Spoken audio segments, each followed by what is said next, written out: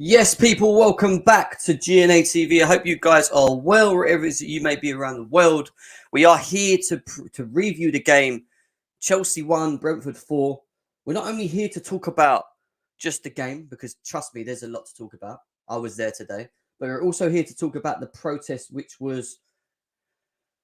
which happened in regards to the whole no to rickets. We're going to talk about that before we get into the game. We're going to open up the lines, give you guys the opportunity to get involved in the show as well. But there's just so much that needs to be spoken about right now. So fucking much. So all I'm going to say to you guys is stay tuned, smash the like button, get this over 50 likes, subscribe to the channel. When I road to 5k subscribers, yeah, I will open the lines. 100% will open the lines as well. I am going to try and fly through this and give you guys at least 45 minutes to an hour to come on and get involved, because I'm sure you guys are annoyed as well. So before we move forward, let's just get into it. Let's fucking cue the intro.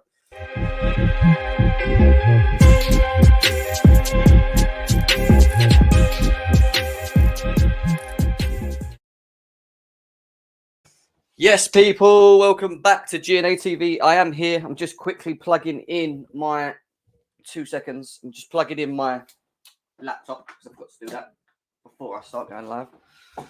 Yes, there we go. Yes, people, welcome back to GNA TV. I hope you guys are well, wherever it is that you may be around the world. And we are here to discuss that abysmal performance. I was there today, Westview. Got there early as well. Got there around sort of 12 p.m. Was there for the protests, was there to defend our football club, was there to support the right decision. But there is a lot that needs to be spoken about, because that protest for me didn't go to plan. That protest for me didn't go the way it should have gone. On top of that, we go and watch Chelsea. I was very skeptical when I saw the lineup that Tuchel put out and the players that were individuals that were played as well. And we got stuffed, but we're going to talk about that a bit later on in the show. I want to get into the protest. I want to really talk about that, because it was a big day in Chelsea's history today in regards to making a statement, stepping up for the football club, being the difference, being one of the voices, making your voices heard. And big up to Matisse, who I met there, Yunus, who I met there as well. He was there as well. We had good chats with him. Mo from the Blue Lounge was there as well. Carefree Lewis, Fator, Oscar, everyone. There was so many people that I knew that were there. But in terms of numbers, it was dejecting is the word. It was, I can't really explain it. Like, this is why I wanted to talk about it. And I'm going to share it. I'm going to say what I think, because I just feel a little bit let down, especially when you look at the build-up from Twitter. The build-up from Twitter, from certain individuals, certain profiles, backing the rickets, making it clear that they will be there supporting this, that, and the other. I just feel we didn't see that. We just generally didn't get that. And we're going to talk about that all in a bit. But I want to go through the chat in a second, just talk to everyone. Big up to Wheezy in the house. Hope you're well. CFC's time as well. Alonso and Werner are a disgrace. That left side was non-existent, mate. I felt sick. I could have actually... I felt sorry for the girl next to me. The woman sitting next to me. I felt sorry for her, because I was just sitting there quiet. And like a man that's got like anger issues. I was sitting there just watching the game. And every time it went down that left, Alonso first, taking 400 fucking touches. Timo Werner, who I was crying, just not play out there, because we know he can't. We know Werner's not good as it is anyway, but playing him off the left just makes him even worse. It was just poor. And we're going to talk about that a bit later on. But big up to CFC time. Jay, Joy the boy, big up Tuesdays, big up chats. Hard loss today, but we move. Yeah, let the rivals come. Let the rivals come. Let all of these individuals that want to laugh at us laugh, because we were poor today. We've got to take it on the chin. As a football club, we wasn't good enough. At the end of the day, the one thing I will say to you guys before we go into the protest is that we have to not point fingers at individuals. Even though certain individuals are not good enough, we still have to look at the bigger picture. And the bigger picture today was that Tuchel got it wrong. And I'm going to say it. As much as I love him, he got it wrong today. Tuchel got it wrong. And the players that played today, from 1 to fucking 11, let us down. All of them. All of them. Not just Timo Werner, not just Alonso, even though they were dire and they were bad. But they let us down. And we're going to talk about the players a bit later, and we will get the ratings on as well. Over 50 of you here, but make sure you smash the like button. Let's get them likes up. Share on your socials as well. Let's let people know that we're live right now as well, guys. But I want to start by talking about this protest. I really want to start by talking about this protest. Just reading something else from someone sent me in regards to the owner situation as well, but we'll get back to that in a bit. Big up to Joy Boy, big up to Explosive, big up to Weir Wason Mountain, Gov 1905, big up to you as well. Bex is in the house as well. M3, Ryan Forrester, big up to you. AW Designer, poor result, I agree. Pedro, bad, it was a bad result. Big up to you, my guy. Matty, nice to see you in the house as well. Liban, big up to you. Juiced, big up everyone. Big up everyone. Big up everyone. Chelsea buying house as well. Try and reach out to as many of you as before I jumped into it. Do you like the scarf behind me, guys? Look, that one. I bought that today. Kai Havertz scarf. You know, I had it around me. I was proud. I'll still wear it because Kai Havertz is a baller. Did have the best game today, but we moved. Anyway, before we get into the game, let's quickly talk about this protest because I was there early. I'll be honest with you. I got down there early. You may have saw on social media clips and images of me, of Simon Phillips putting out images of the small minority, and I'm going to say it, small minority of individuals that were there to protest. I was one of them. I got there at around 11:45, 50, got there on time. You see what you see at the bottom here? You see this image here? I would say there was a little bit more than that, yeah? But I would say there was about no more than 100 people on this side of the thing. Now, don't get me wrong, right? You had the police on one side, forcing us one way. You had the stewards. You see the guys in the green behind us here. You had the stewards here forcing us one way as well. I'll show you quickly. So, let me just mute this. So, you had, as you can see, the police on the left here, right? So, you had us all bunched in the middle here. You had the police. If you watch my mouse, you see where the media were here. You see Sky Sports turned up as well. They were here. And then on the right over here, you can see them, yeah? You had about 20 or 30 plus people, stewards. So we were literally cramped in this hole. We was literally cramped in this hole. And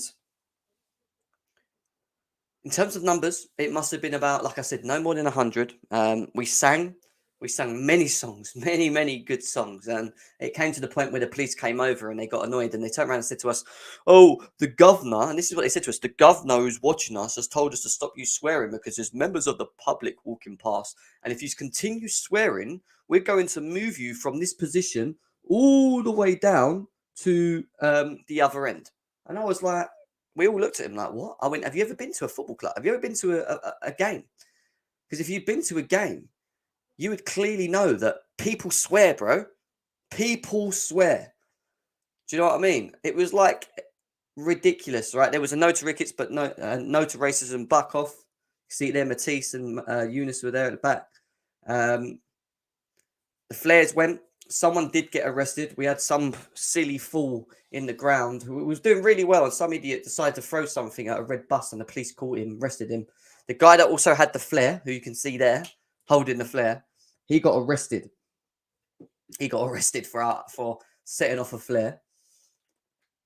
It was, the reason I'm bringing this up is that when you compare it to the protest against the Super League, the numbers, and I'm talking about the whole of King's Road, pretty much the whole of that road, all the way going down to Stamford Bridge, was absolutely packed with people from side to side, all the way down. Today, it was the complete opposite.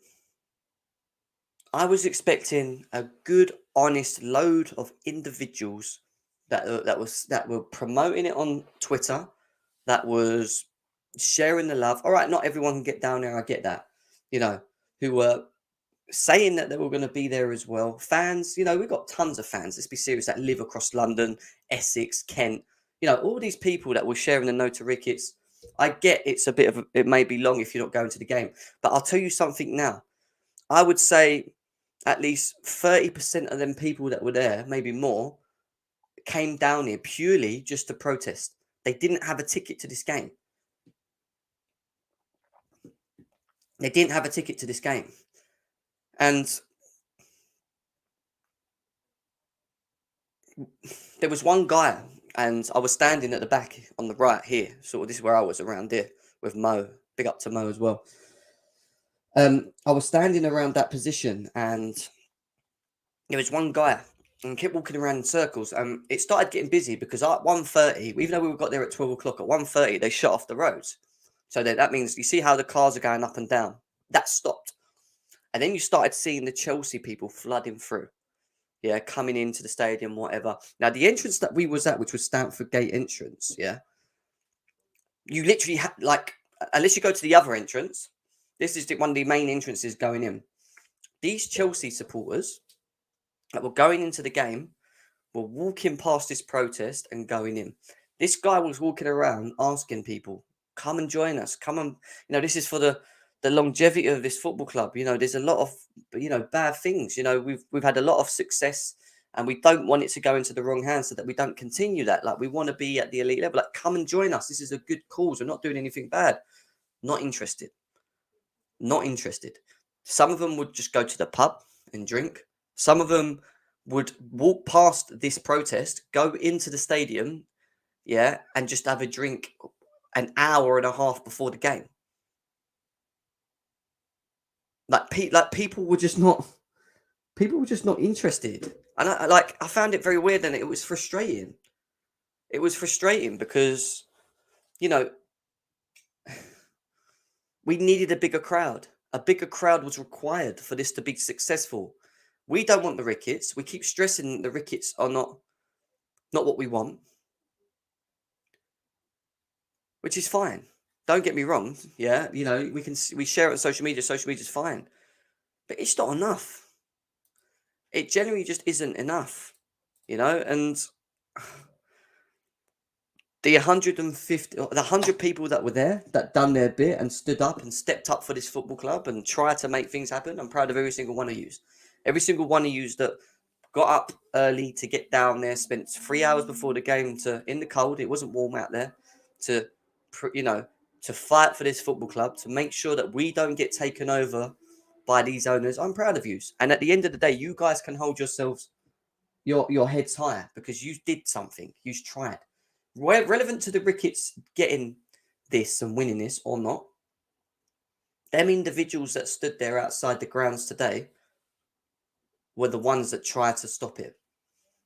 And if we go to continue to going on and having these Rickets, which I'm still not 100% sure on, could and couldn't happen. I'm hoping more that it couldn't happen, that from the news that we've heard from the governments and other people. If it does happen and they take over this football club and we're starved for success and we want the owners out and we hate them and then we promote, I will look back to this day where we had the opportunity in our own hands, in our own fucking hands, to stop this. To stop this now. And you guys that are in the chat right now can remember this stream. Remember it. Remember this stream. Because if the Rickets take over, and I'm not saying like they will, like I keep saying, but if they fucking take over, yeah, there's 55 of you here. Right, it's not thousands of you, but there are 55 people that are here now. Remember this on GNA TV.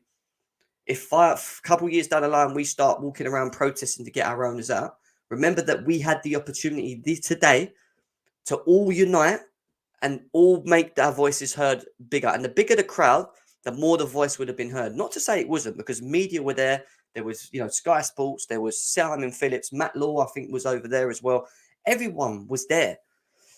But we needed more people. We needed more support. We needed more. And I'm not talking about you guys in the chat, because I know some of you don't live here and that. That's not on you. Don't get me wrong. It's not on you guys. You are doing your best on Twitter to make yourself certain. I was just let down by how much noise has been made on Twitter from the people that probably live in and around Stamford Bridge, or probably have tickets and whatever, but on the flip side, don't have any interest. Just, I'm going to be honest. I think it's fucking bullshit. So it is what it is. Guys, smash the like button. Smash it. Please get it over 50 likes. We've only got 30 likes right now. Over 60 of you here. Make sure you hit that like button.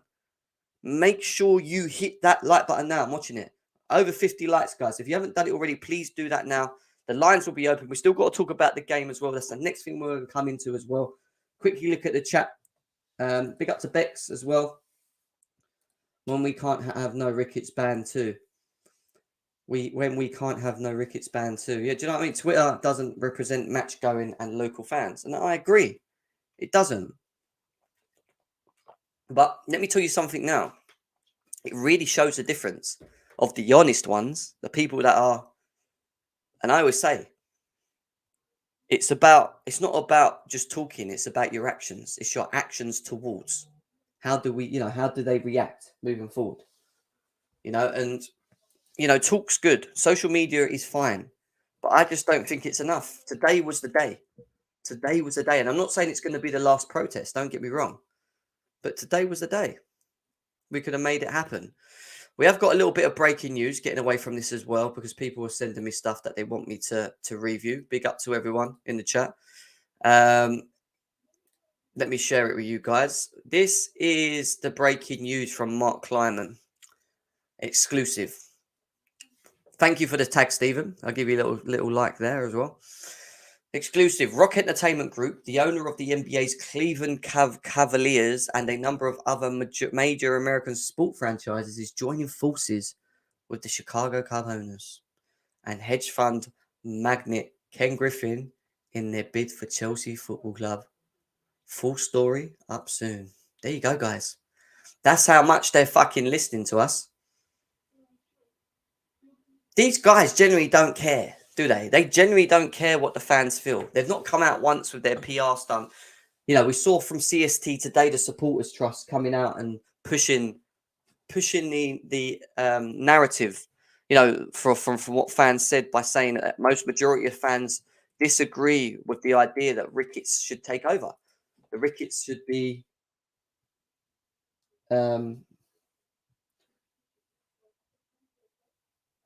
that the Ricketts should be, sorry guys, I'm just looking at saying, and we'll get into the game, that the Ricketts should be, in control. We did our bit today. If it happens or it don't happen, again, it's not on us. But at the end of the day, that Ricketts bid is getting stronger and stronger. That Ricketts bid is getting stronger and stronger and stronger, and we're just sitting here and allowing it to happen. That's the way I see it. That's the way I see it. It is what it is. Cheers, Jem. Painful one to watch today. Big up to Ice Cold Beverage. The Vibe, my boy. Big up to you. This is my boy, Jem. Big up to you, my guy. I hope you are well. Fergie, son, nice to see you in the house as well. Let's share, subscribe if you're new. Get your questions in the chat. Please do so. Any questions that you want me to answer in the chat, please get that done. Over 50 of you here right now, but make sure we get them likes up, guys. We are going to talk about the football next. I just wanted to share with you guys the protest. I was there just to share to you guys that you understand from me being there what the situation was and what happened. And what happened was clear that there wasn't enough numbers. People were walking past us, not interested in the protest, and seemed to be happy with the fact, not say happy, but seemed to not care with the fact that maybe the potential that Ricketts might take over. Maybe they'll want to do a protest at when it's too late. When these guys take over our club and our system and our infrastructure is destroyed. Maybe then it might wake people up, open their eyes. But then it will be too late. And there'll be people like me sitting here saying, we had the opportunity to defend the football club, to put the football club first, to think of everyone. It is what it is. These guys, just not it, man. You and the people there can hold your heads up high for at least standing up when it mattered. And if it comes when the fans give out in the future, you can just at least know yeah, exactly. That's why I see it. Yeah, no, I get that. They're not about that action. Fair enough.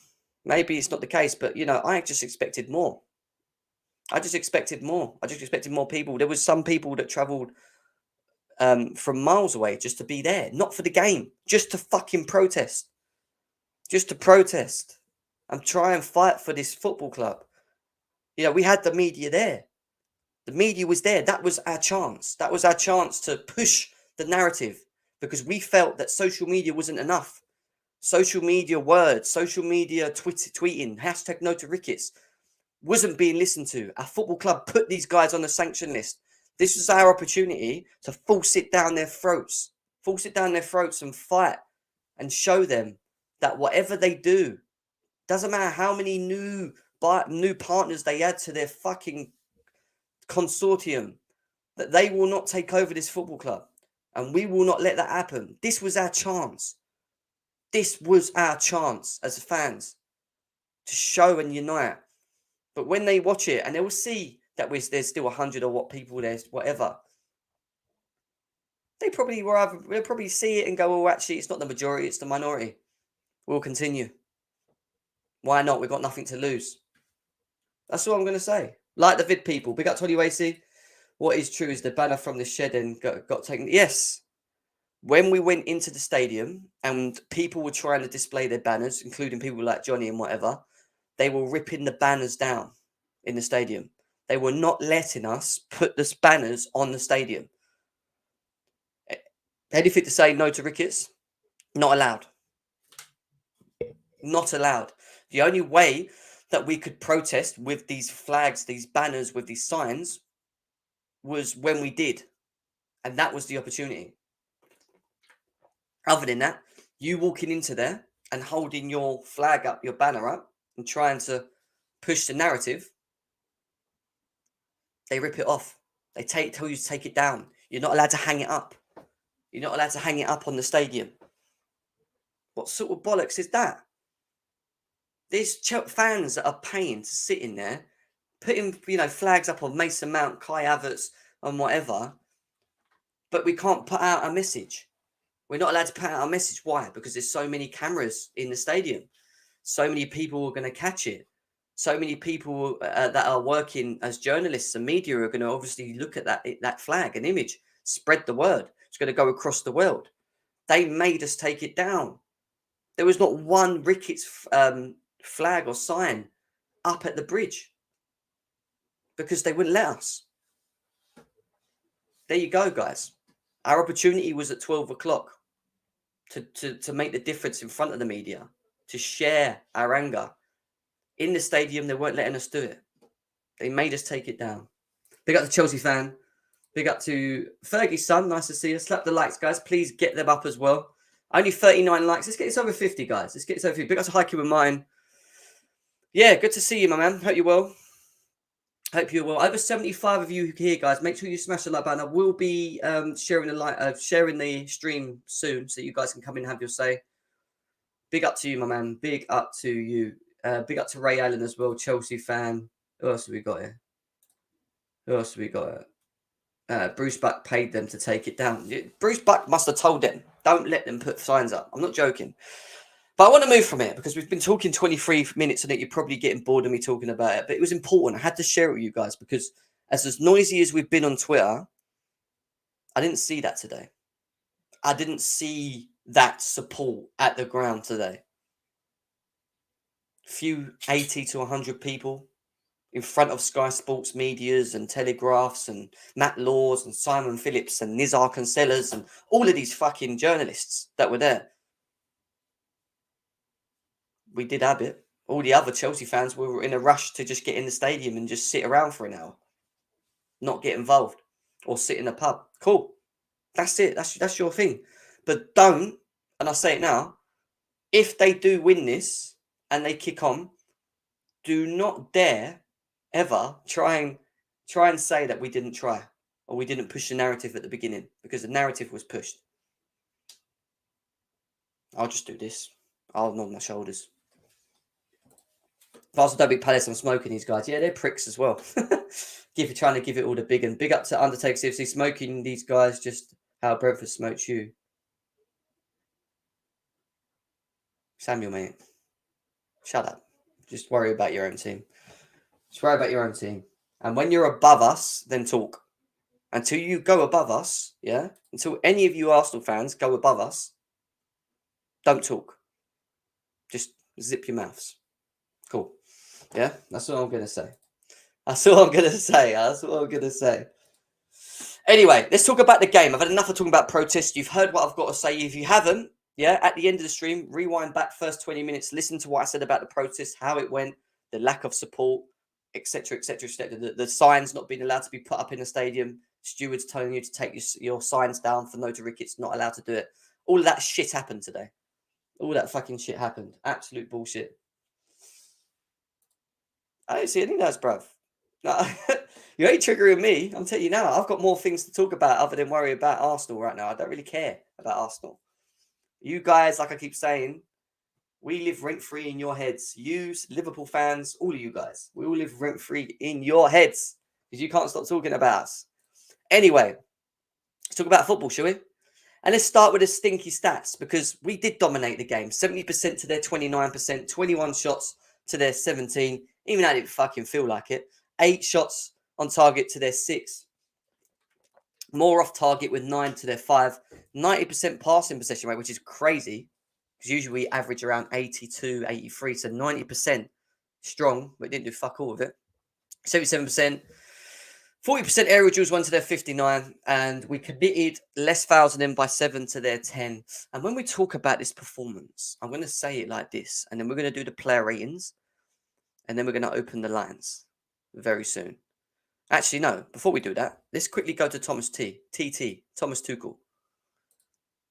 Some of the comments that I saw from Thomas Tuchel after the game. One of them that Thomas Tuchel came out with from Adam Newson they put out was Thomas Tuchel to Sky Sports. I did not have high expectations.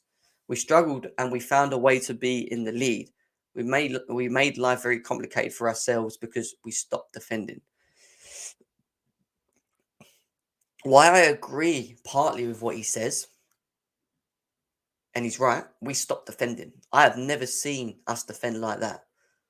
We looked fatigued. We looked disorganised. We lacked organisation. I see Bella Silva come out talking about the travelling international. And I said this at the beginning. I hate international breaks and then coming back and playing because we just looked leggy. Basically, the truth is this. Thiago Silva shouldn't have been on the pitch, right? We shouldn't have played a back 4. We should have played the back 3 because that's what we've been successful in doing so.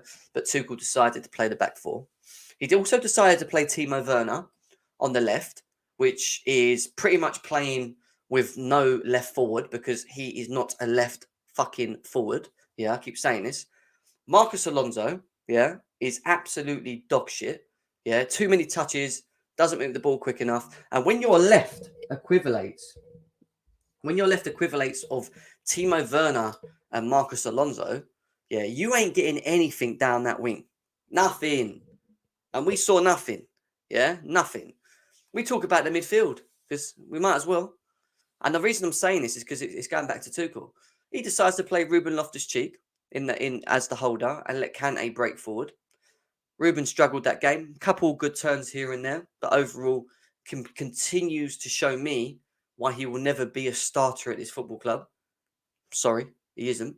N'Golo Kante, again, was not N'Golo Kante. Struggled to affect the game. And on one of the goals, where he could have stopped the pass from going through, it went through his legs, I think, to Eriksen, who then put it in the back of the net.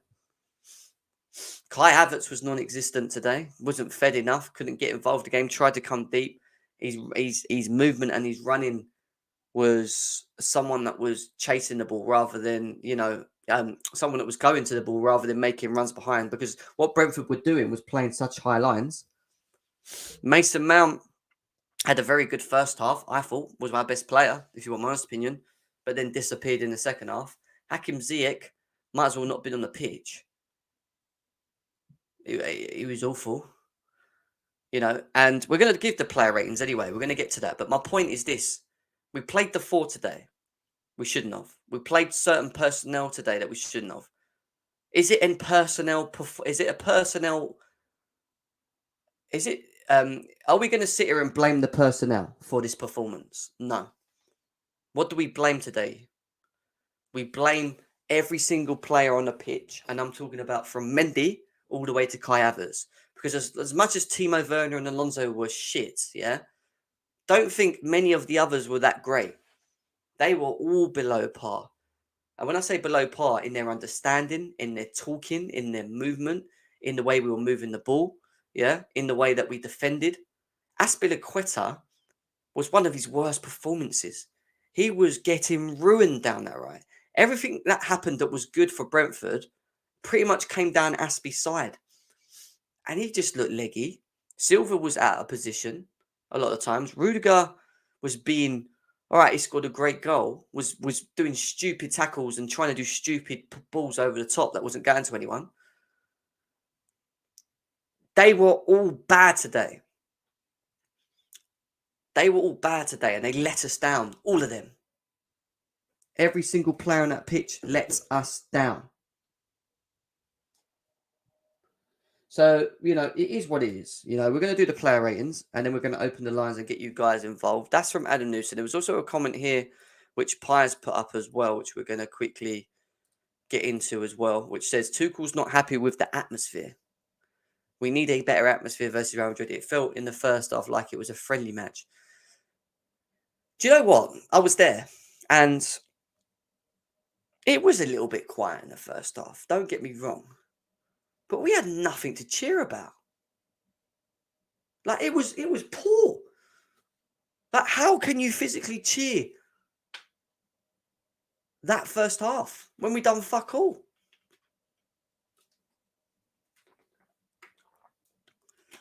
It was poor. It got it all wrong. For me, as much as we're going to sit here and talk about the players, Tuchel got it wrong. It doesn't make him a bad manager.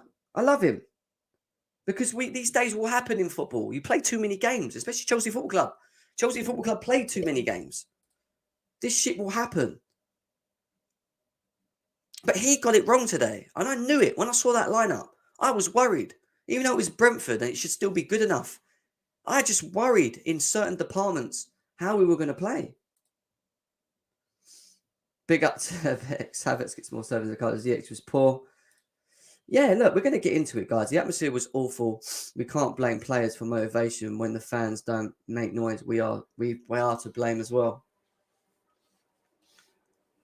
Yes, I get that. And maybe the atmosphere wasn't great.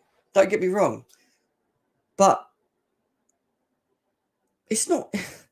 It doesn't answer. It doesn't answer for the fact that Timo Werner can't run with the ball. It doesn't answer the fact that Marcos Alonso takes too many touches. It doesn't answer for the fact that Azpilicueta keeps getting caught out of position. Doesn't answer that Ziyech is non-existent in games and doesn't look like he can be bothered. Doesn't answer the fact that N'Golo Kante just looks half of what he usually is. Like, there were people cheering. We were singing in that game. We were trying to get behind them. Yes, we wasn't singing as much as we usually do. Don't get me wrong. But this ain't a fan blame thing. This is the straightforward answer of Tuchel got it wrong today. And the players that he put out on the pitch let him down and let us down against Brentford. 4-1. 4-1 against Brentford. Are you mad? Big up QNTV, Kazim. Go and check him out as well if you can. For all the back four merchants, there's a reason why Tuchel assists with a free at the back. He can depend on the team to be defensively solid more than he can on the attackers. And you know what? You smacked it on the blimmin' dot, Bex, right? Because as fans, Chelsea fans, right, we have sat here and enjoyed the fact that we win games where our forward line, not 70% of the time, is shit. And we rely on our defence to win us games. Rudiger scored today. The only difference to Chelsea not winning today was that that our defence was as bad as our forward line, which is very unusual because most of the time, our defence is what carries this system. Today, the defence let us down. Yeah, they did. They let us down. But they've let them letting us down is a rarity.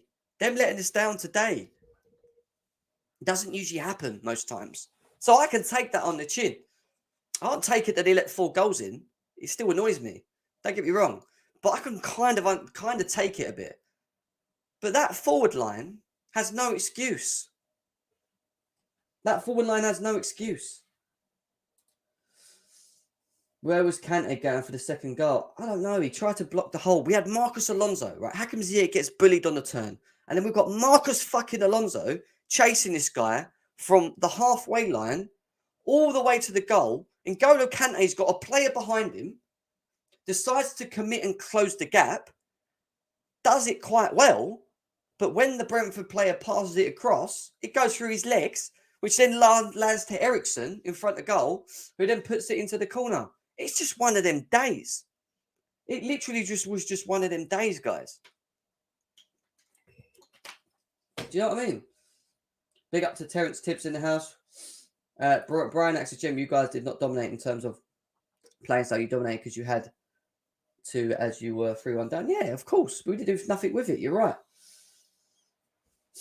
I don't think Tuchel was blaming the result on the atmosphere. It was just an observation. Yeah, I get that. You know, I understand what he's saying. Top Bins, big up to you. Piss poor excuse. I don't have a crowd cheering me on in my workplace to do my job properly. True as well. Big up to you. I'm sorry we have to speak on Team Event. Yeah, well, let's get into it. Coming in. Guys, smash that like button. The lines are going to be open very soon. Nearly over 100 of you guys here, but we've only got 48 likes. Everyone hit the like button now. Everyone. Please hit that like button. Let's get this up to 75 likes, please. Come on. I'm watching the likes.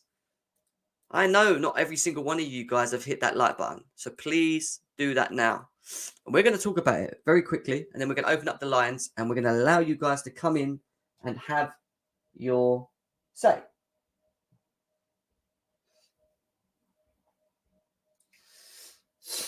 Come in and have your say. But you got to hit them likes, bro, people. Got to hit the likes. I want 75 likes by the time that I end this player rating. Once I've got that, the lines are going to open. And we're going to start. We're going to start with Edouard Mendy. Get involved in the chat. I want to know your ratings in the chat and your explanations to the performance of each individual. Once we've done that, I'll drop the line. I'll open the lines. Edouard Mendy. I love him. He's still world class.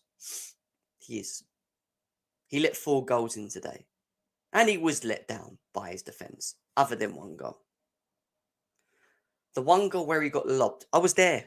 I was looking straight dead across it. I could see it. It was in front of my face. They chip him. He puts his hand up. He kind of bends his hand back, bounces up in the air, and lands in the net.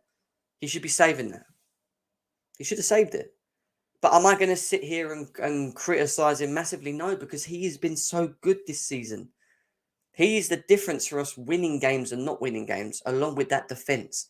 Today, he was not good. You know, he was not good in that instance. But the goals that were scored against him, could he have done better? I think the first, he could have got a better hand, personally. The Ericsson goal, he kind of put him on his arse and buried it. But overall, not great. 4.5? 4? Whatever you want to give him. Let me know in the chat. Bex is saying 4 for each goal he conceded. Fair enough. I hear that. He's a 3. Mendy ain't world class. He needs to end the season strongly. He is world class. He's world class. There's no debate. 3-2. Rudiger will go Bayern 2. 2s. People were going that low on him. I'm saying 4. I'm saying a 4. 1. QNTV with the absolute bombs. Dropping 1s.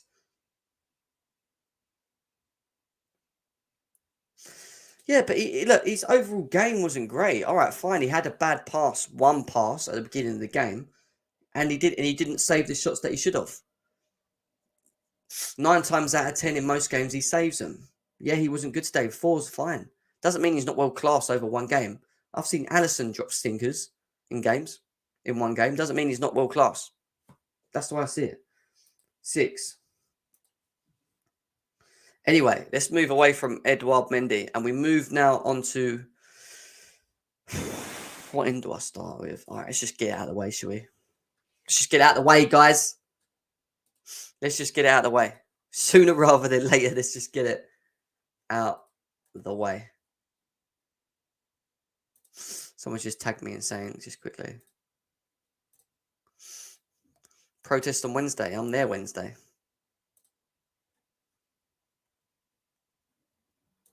I don't want to look at this stuff that people were sending me. People were just sending me so much stuff. All right, what do you want to say about Marcos Alonso, guys? Go on, tell me. Where do we start? All right, do you know what? I'll let you guys start on this one. What are we saying about fucking Snell? Snail. 0.5, 0, 1, 0.51, 0, 3, 0, 0, 0, 1. Fucking hell. Minus 500. 1, 1, 10. Yeah, this guy's taking the piss. 0, 10, 2, 11. Is there anything left to save him?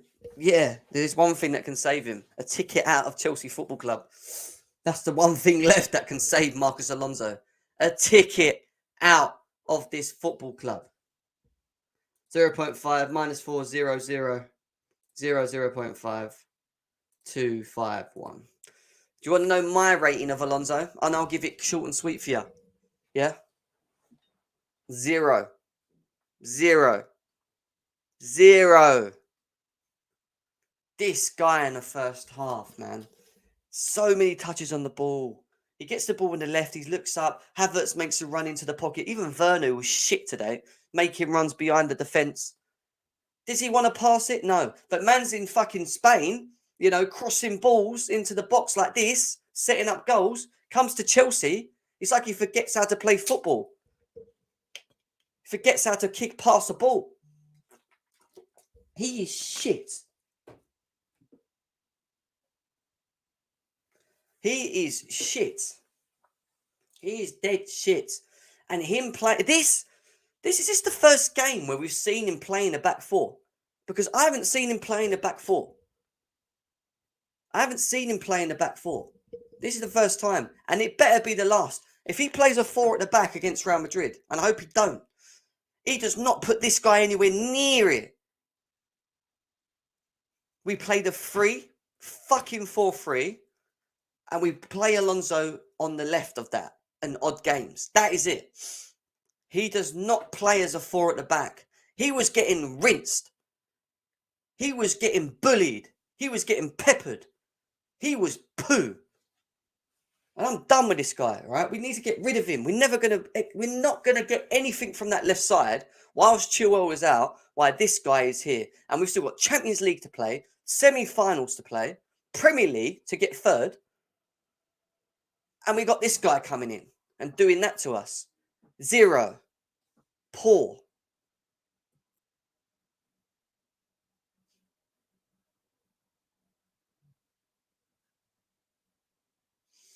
Poor.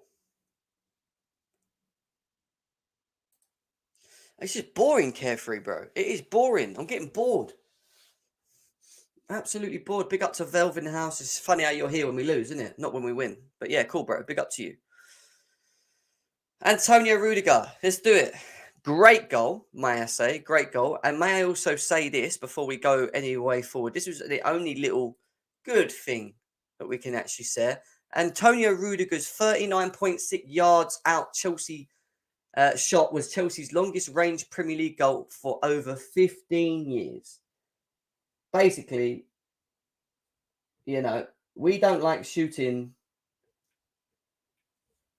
that far out. So 39.6 yards out, Chelsea's longest range Premier League goal for the over 50 years. Tony Rudiger, great goal. But that goal came and when we scored, I thought we'd won. I thought we were just going to kick on and get on with it. And Antonio Rudiger, we're going to go back to that. Antonio Rudiger, who usually has good games.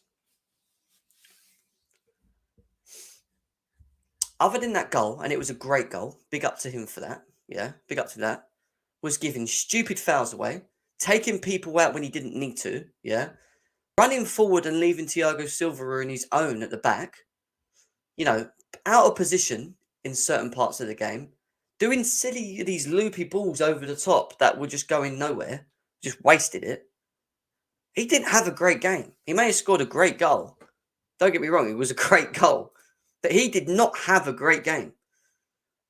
I would go as far to say 3.54. Easily. 3.54.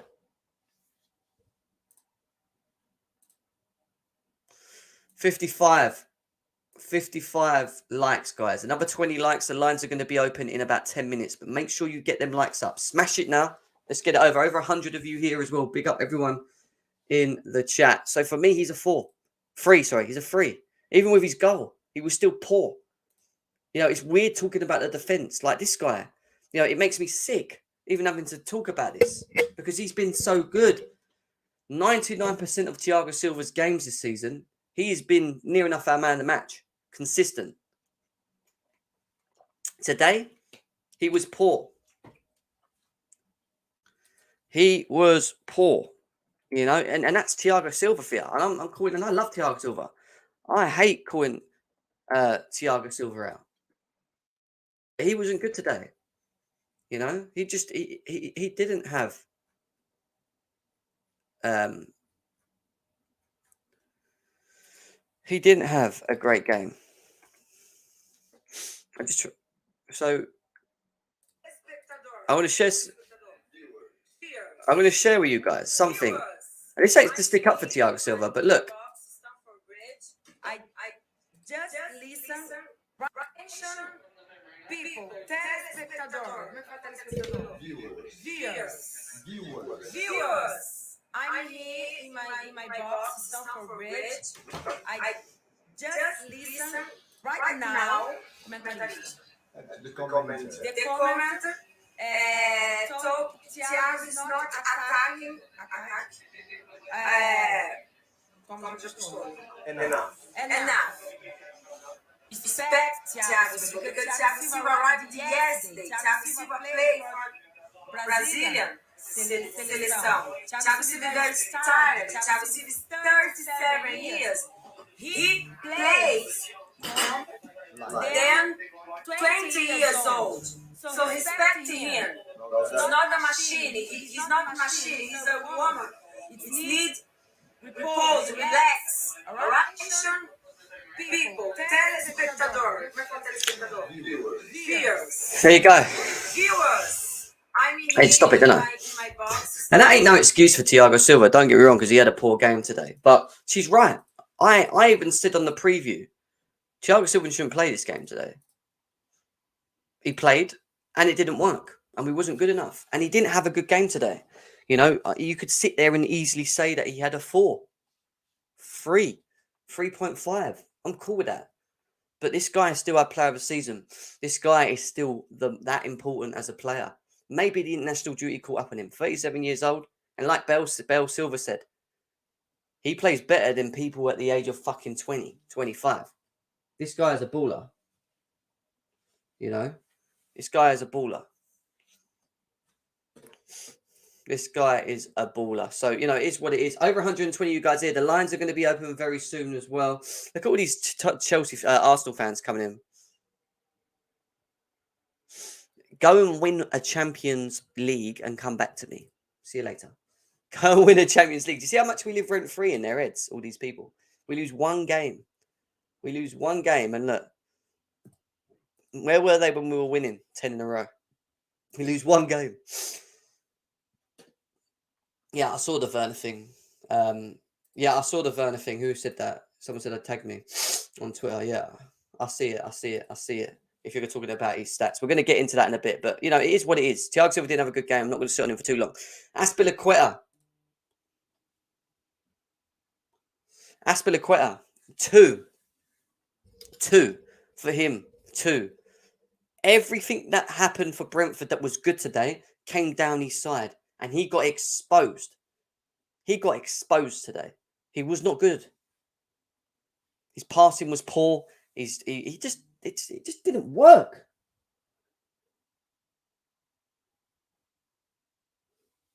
You know, it just didn't work. It just honestly didn't work. My phone's going mad. Everyone's just messaging me stuff on the phone. It just didn't work, you know. It is what it is. What is wrong with these Arsenal fans sending me weird videos? What is this?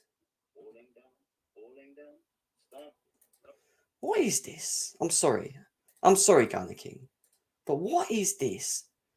I'm going to show these people how we literally live rent free in their heads. Look. Mr. James, we've been expecting you. You accused Arsenal fans. Mr. James, we've been expecting you. You accused Arsenal fans of stealing chance from Chelsea fans. So let me tell you right now, I made one of mine just for you, brother.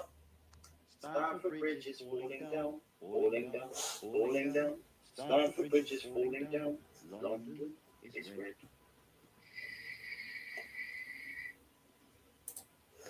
What is that? What is that? What is this? We lose one game, and this is the shit that we have to deal with.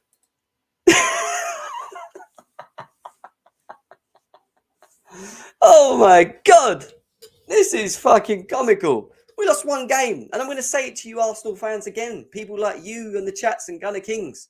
When you're above us, talk. Talk. Because you guys are carrying a lot of confidence right now, and you deserve it. You're playing well.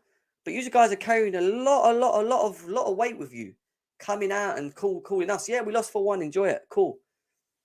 But let's not forget, Arsenal get slapped. Arsenal do get slapped on their bad days. They get slapped. Do you see me in your fucking Twitters doing videos to you and sending it to you and digging you out? No.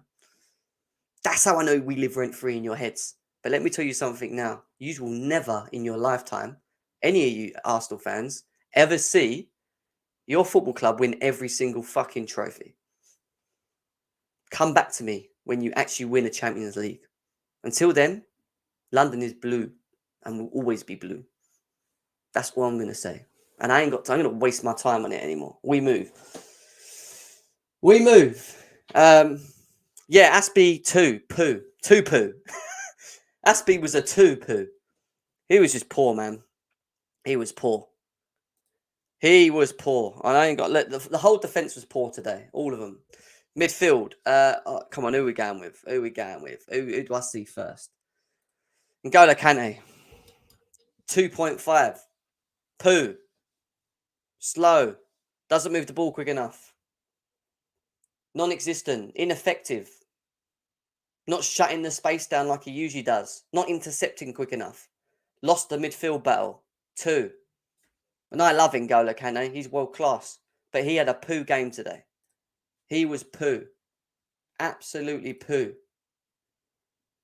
Poo. Don't time out anyone. Whoever's timing out in the chat, stop timing out. Let people talk. Let people talk, please. Well, we're going to open up the lines very soon anyway. So, you know, if you want to come on and have your say, Chelsea fans, do so. I know there's rivals that want to come on and dig their mouths into it. Cool. Do it. But talking on one game is a stupid thing to do. And if you've been watching football long enough, shouldn't be fucking doing things like Gunner King's doing, which is doing videos. Because we lose one game. He forgets he's still got to play us. Very silly. Very, very, very silly. We'll see, won't we? We'll see what happens. Yeah, 2. Poor. I got nothing else to say. I'm just flying through this now. Where's the other guy? Here he is. Butt cheek. Ruben Butt cheek was a butt cheek today. He's not. I said this at the beginning of the season. He is not a 6, guys. He generally is just not a 6. It's not his position. Why he plays there? I don't know. I generally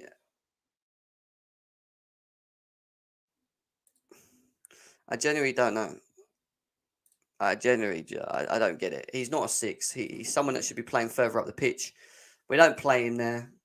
We think he's a 6. We think he can dictate and control the game. He can't do that. That's not his fucking game. He's positionally not good enough. Defensively, he's not good enough. He's good with the ball at his feet and driving forward into the pockets of spaces, but he needs a Mateo Kovacic next to him because they can both do that and progress. The funny thing is, and I'm going to be honest with you guys, we played Ruben Loftus-Cheek and Kante today, and we asked them to do the wrong roles. We should have actually told Kante to be where Ruben was and let him just run around and cut the play up. And let Ruben be the guy that presses forward and links the play with Mason Mount and Ziyech and Havertz. That is what we should be doing. He is not the sitter. He will never be a sitter, and he is not a number 6. He is not a number 6. 3, 2, whatever you want to call it. 3 or 2, I don't care. Not good enough. Not a 6. Not a 6. Stop playing him as a 6. He's not a 6. I said this at the beginning of the season. I knew I was right. I should have stuck with my gut. I knew it. I just knew it. Not good enough, man. I said it. He's an 8. Play him as an 8. Play him behind the forward line, whatever. But don't play him where he played today. Doesn't work. 4 more players. I ain't even going to talk about the subs. I can't be asked. Reece James got asked to play left back. He kept the same formation, Tuchel, and played Reece James at left back. Why? Why didn't you just go to a 3 at the back? This is what I'm saying. As much as the players were shit, Tuchel fucked up today. He fucked it today as well. He got it wrong. Doesn't make him a bad manager. He just got it wrong today. Didn't do the right things. So as much as we lost the points today, he lost us the points as well. Returned back as the ghost that we saw in the first season. I don't know what he was doing today. I genuinely don't. He was, he got bullied or manned off the ball for the 3rd goal. Once we took the corner and they broke on us, Brentford. 2. What fucking else did he do? He had that great shot. Actually, that one good shot. Other than that, what makes me laugh is we accommodate the way we play in this 4 system to get the best out of him. And today he was poor. He was not good enough. Not good enough. His best role is the 4 system. He doesn't get played in the 3 because Tuchel knows he can't play in the 3 because he's not good enough at pressing and he can't take a player on and he doesn't run into pockets of spaces well enough. So we play the 4 to get the best out of him. And that's why he plays. And he was poo today. 2. Yes. And that's why I'm bringing it up. Exposing day. And it's not that, you know what? It is what it is. Yeah, stop. If people are timing people out, stop it. I don't know. I can't see if people are getting timed out. It's over 108 of you here, but we've only got 61 likes. I'm going to put the link in the chat, but I need 75 likes. So everyone smash that like button now. Everyone, I'm watching the likes. Get this over 75 likes. People that haven't hit the like button, that little one, hit it. Also, we're on our way to 5k subscribers. So if you are new here, please subscribe to the channel. We're about 50 I think we're about 40 away from 5k. Let's try and close that gap today, guys. Let's try and make it over 5k. Big up everyone in the chat as well. Another 10 likes to get to 75. So if you haven't done it, please hit that like button now. A gust of wind can knock Ziyech down. And that's true. He's so weak. He's so weak on the ball. 4. He was poor. Purple patch over. I know, he just had a poor game today. I'm not going to look too much into it, but he was crap today. Today, he was crap. 2. Mason Mount. Money! Money, Mace! Money! Money, Mace, Minerals, Mount.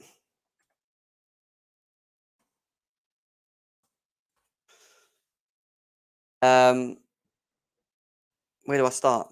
Great. I wouldn't say great. He had a good first half. Actually made things happen in the first half. Second half, disappeared. Completely disappeared.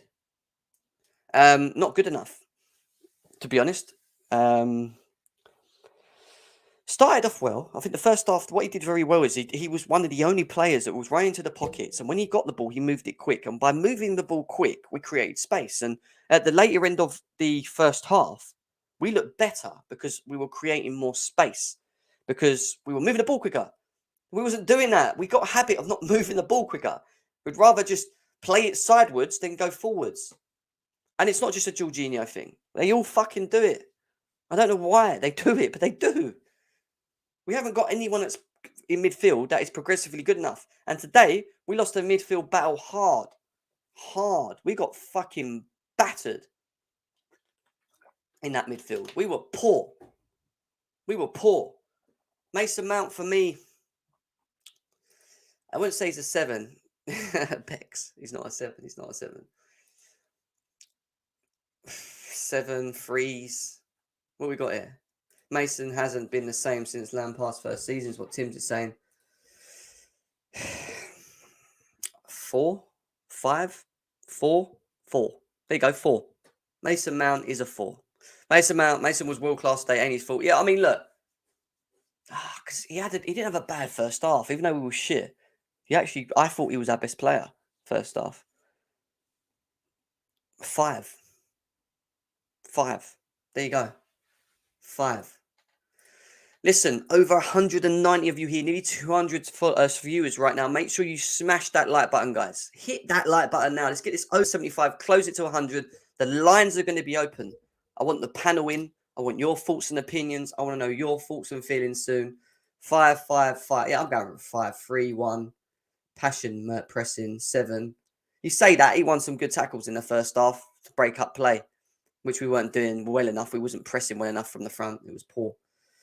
So, yeah, we moved from Mason Mount. Who do we want? Oh, I bet everyone's waiting for this one, isn't they? Timo.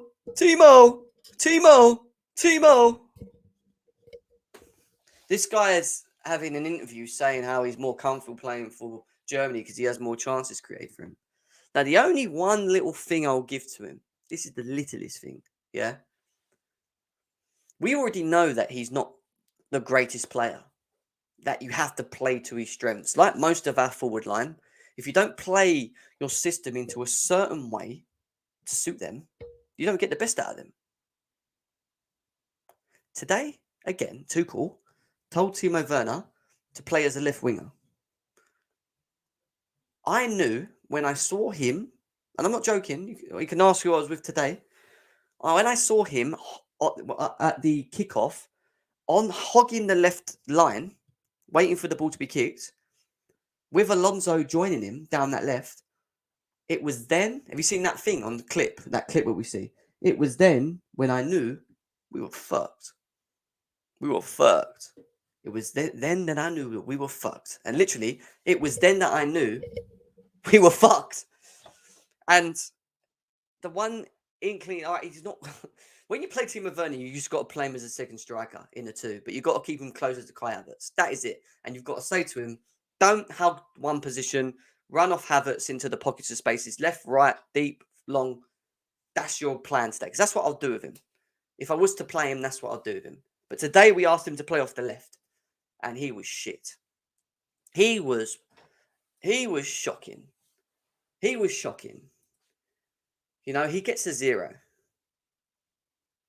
I'm not backing Timo. I'm not backing him, but I'm explaining to you guys. Because as much as I think he's not good enough, and it's very clear that he's probably not going to be here, I still think that he was completely played in a position that just doesn't even help him whatsoever.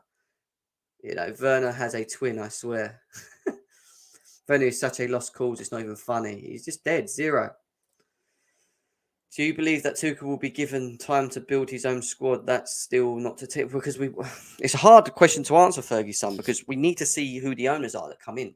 Once we see the new owners, then we can start, guessing. Then we can start understanding whether we will see backing. I think any new owner that comes into this football club, even if it's the fucking Ricketts and hashtag no to them fuckers, yeah, Todd Bowley, whoever it is, yeah, that wins this. The short-term image, they will back them. They will give them money and they will back them. I think they will do that. Why? Because to get us on side, to get us to listen, the best thing you can do is to spend money. It's common sense. Use your brains. You just spend the money. People will pull aside. And that's what's going to happen. They will spend. But long-term, I don't know. I don't think they will be as ruthless as Abramovich now. So if Tuchel does have a stinky couple of months and he's not managed to sort things out, will we see him get sacked? That's the big question. I don't know. I don't know because I don't know who's the new owners. I don't know who our board is. I don't know if Marina's still there. I don't know if Bruce Buck's going to be hanging around. I don't know if Peter Cech will still want to be there. I don't know. It's a really hard question to answer. Really, really hard question to answer. Sell. I agree. He's got to go. He's got to go. He was so bad today. We do need a long-term plan, Seppers. Goan, big up to you. Timo asked Tim's for advice and he said, say something stupid shit on the interview. That's how you get your career. Oh, Goan. Goan is fucking hilarious, man. Oh, but it's true. He's literally been as non-existent as what fucking Romelu Lukaku has become. I don't know why. The one thing that Timo Werner is usually good at doing is just being a nuisance and making something happen, whether it's an assist or, benefits the system. But he doesn't do that. Shit, 0. Get off me. Get off the fucking page. Crap. Kai Havertz left, and then we're opening up the lines. But are we at 75 likes is the question. No, we're not. So everyone that's here, over 200 of you here right now, smash that like button. Let's get this over 75 likes. The link is about to go in the chat. Let's get the panel on. Let's see what we've got to say. Let's see what people are going to probably end up arguing with each other. Probably trolls will turn up as well in rivals. Kai Havertz was a free today for me. Free. There you go. Not good. Poor game. But am I going to think any different of him for the way that he's played recently? No. Kai Havertz has been very good. Very, very good for us. But today's game was just not him. Was just not him. Just didn't work. Just genuinely didn't work. And he lacked enough of the ball to get involved. He had chances that he didn't convert, and we stress that we need to see him do that more. Today he didn't do it. Today he couldn't dig us out.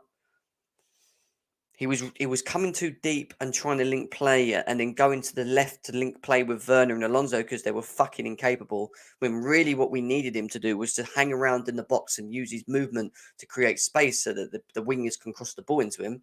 But we didn't do that. He was just always coming too deep, or he was never in the positions he should have been in today. He just didn't have a great game. It is what it is. Still King Kai. He will bounce back. I know he will. But he wasn't good today. Free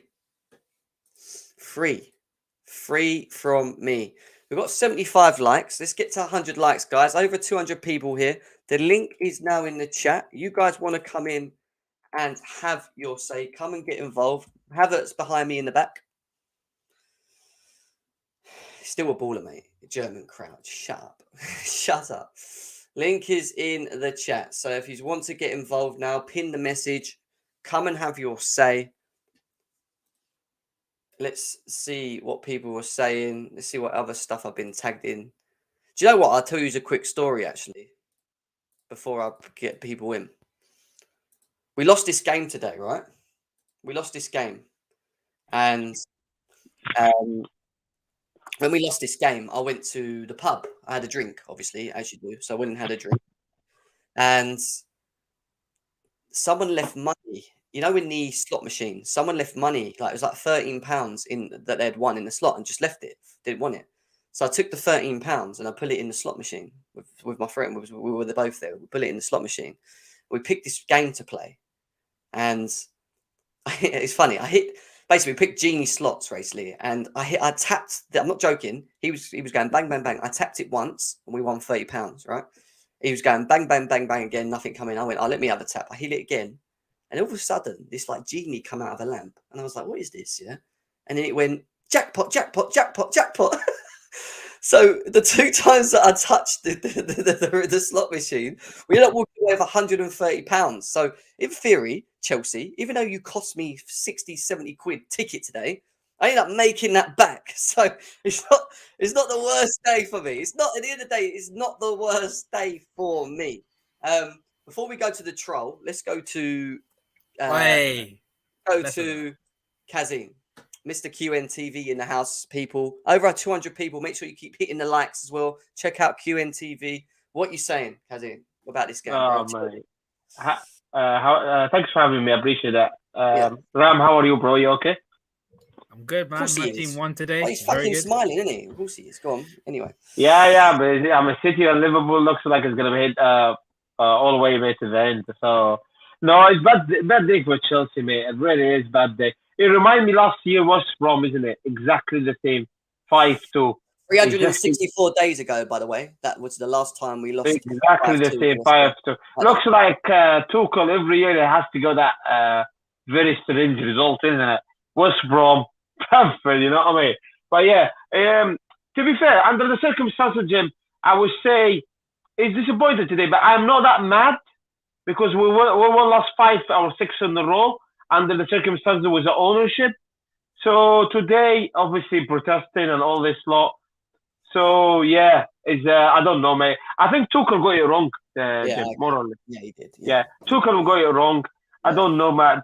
But yeah, some players today were absolutely shambolic, man. Shambolic. It made me sick. I'm gonna start with that. I'm gonna keep quiet now. No, I mean, look, obviously, when you talk about, like, I agree with you. I do think Tuchel got it wrong completely. I think with the way we set up with the 4, should have done that. I honestly think we should have just stuck with the 3. We've been winning with the 3 at the back. Yeah, more comfortable in playing it. We should have done it. Do I feel certain individuals should have played today? No. Do I even think Thiago Silva should have played today? No. Especially when he's just got back from travelling all the way across the world and playing for Brazil and asked to play. I wouldn't have played him. We had options, that he could have done something different.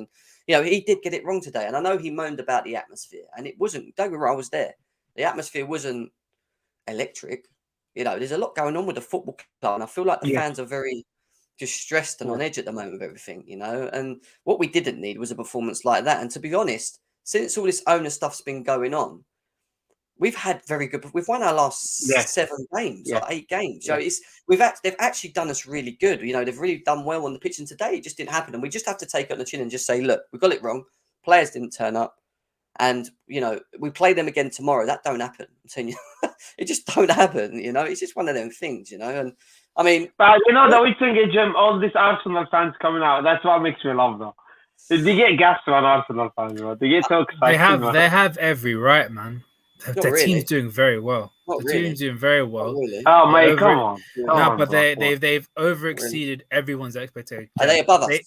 Are they above us? Bro, if they win on Monday, are they above us? They will. If they win on Monday, they're 1 point behind you. They're 2. 2 points. Either way, the situation is the same. If you draw or lose, then they can be above you. We still have to lose a game, don't we, for that to happen? Yeah, you do. But you can't have no, but that's not the point I'm making. The point I'm making is Arsenal this season at the start, even myself, I have to put my hands up here, and you guys have to put your hands up here. Everyone put them at 8th or 7th or 8th. We agree, yeah? Now they're 4th, exceeding everyone's expectations. Yeah, but it's on top of Man United, on top of Tottenham, they have every right to have a go at this.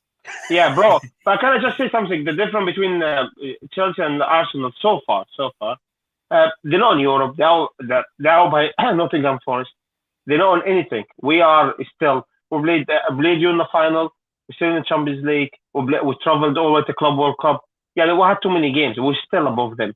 So they don't play any football. Only play in the league. So actually, they should be in that position.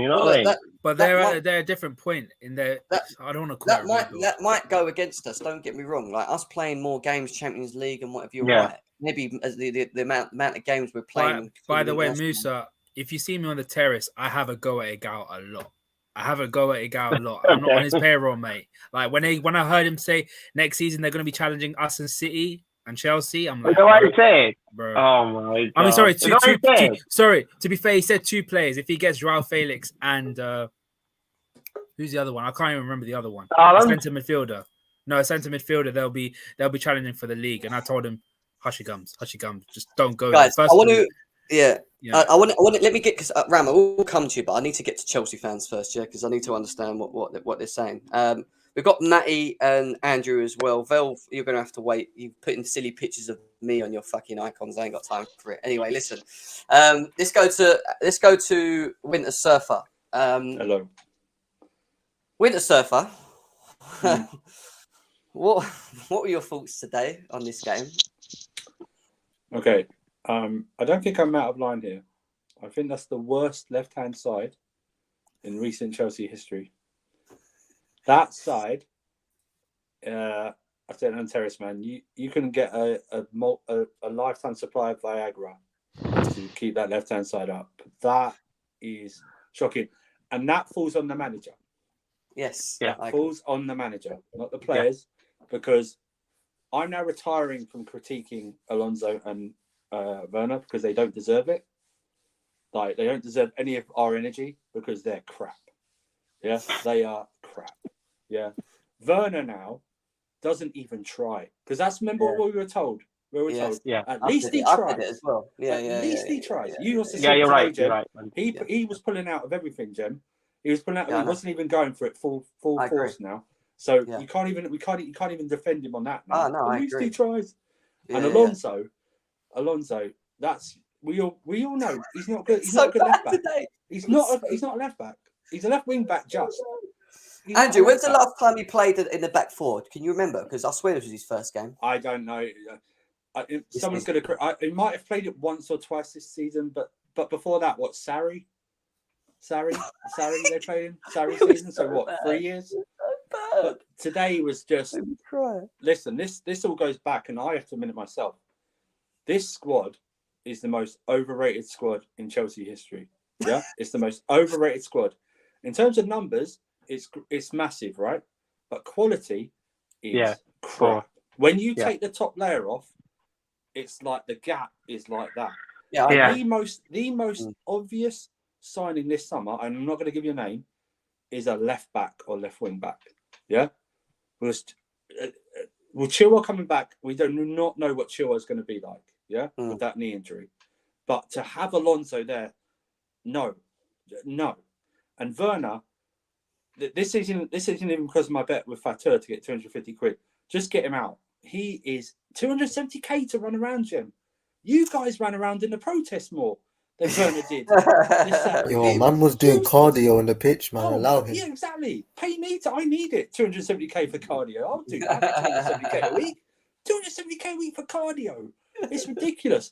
And listen, the midfield today. Listen, Kante. I love Kante. He was atrocious today. Yeah. Absolutely atrocious. Yeah. It's been for a while. Andrew. It's been for a while. Yeah, Ruben. And so was Butchik. He was bad as well. But go on. Ruben was atrocious. Ruben and then Mount wasn't there. But let's face it. There's no positives today. Even the goal's not a positive today because we lost. So what do we care? It was a great goal, though. It's a great goal. It means nothing. Yeah, we were shocking and the manager takes the bulk of the blame today. I agree.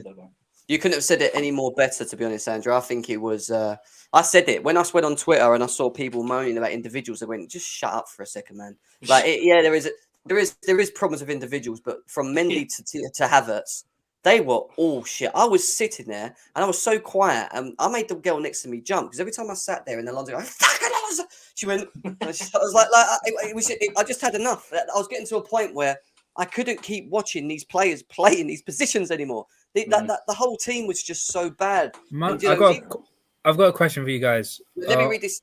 You go on after the super chat. Yeah. Artem's donation, big up to him. He said, at this point, we should put our money together to buy out Alonso's and Werner's contracts. Werner has some of the worst technical ability I have seen for a Chelsea forward player for past 20 years. He's got no technical ability. He ain't got a touch, mate. He ain't got a touch. No, he hasn't. He's just fast, yeah. He just looks shot of confidence. He looks so bad. I don't get it. He just looks different, completely different. And I'm sorry. If you want to last in the Premier League, you can't be leeching off the likes of Muller, Gnabry, and Havertz for space. I'm sorry, you can't do that in the Premier League. No. If you're talking about you having chances at Germany, it's because you leech off those players to give you space. Yeah. So he's shocking for them as well. Exactly. He's not even good for them. I saw him against the Netherlands. He didn't even do anything.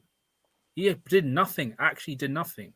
And a quick question, because you talked about Thiago Silva. Yeah. Does that also have to go on to the manager as well? Because we all know he came back from Brazil. Yeah. And compare it to us, Fabinho came back from Brazil and he didn't start. Yeah. Thiago Silva came back from Brazil, played 2 games. Fabinho only played 1 game and he still didn't start. Thiago Silva played 2 games. I think I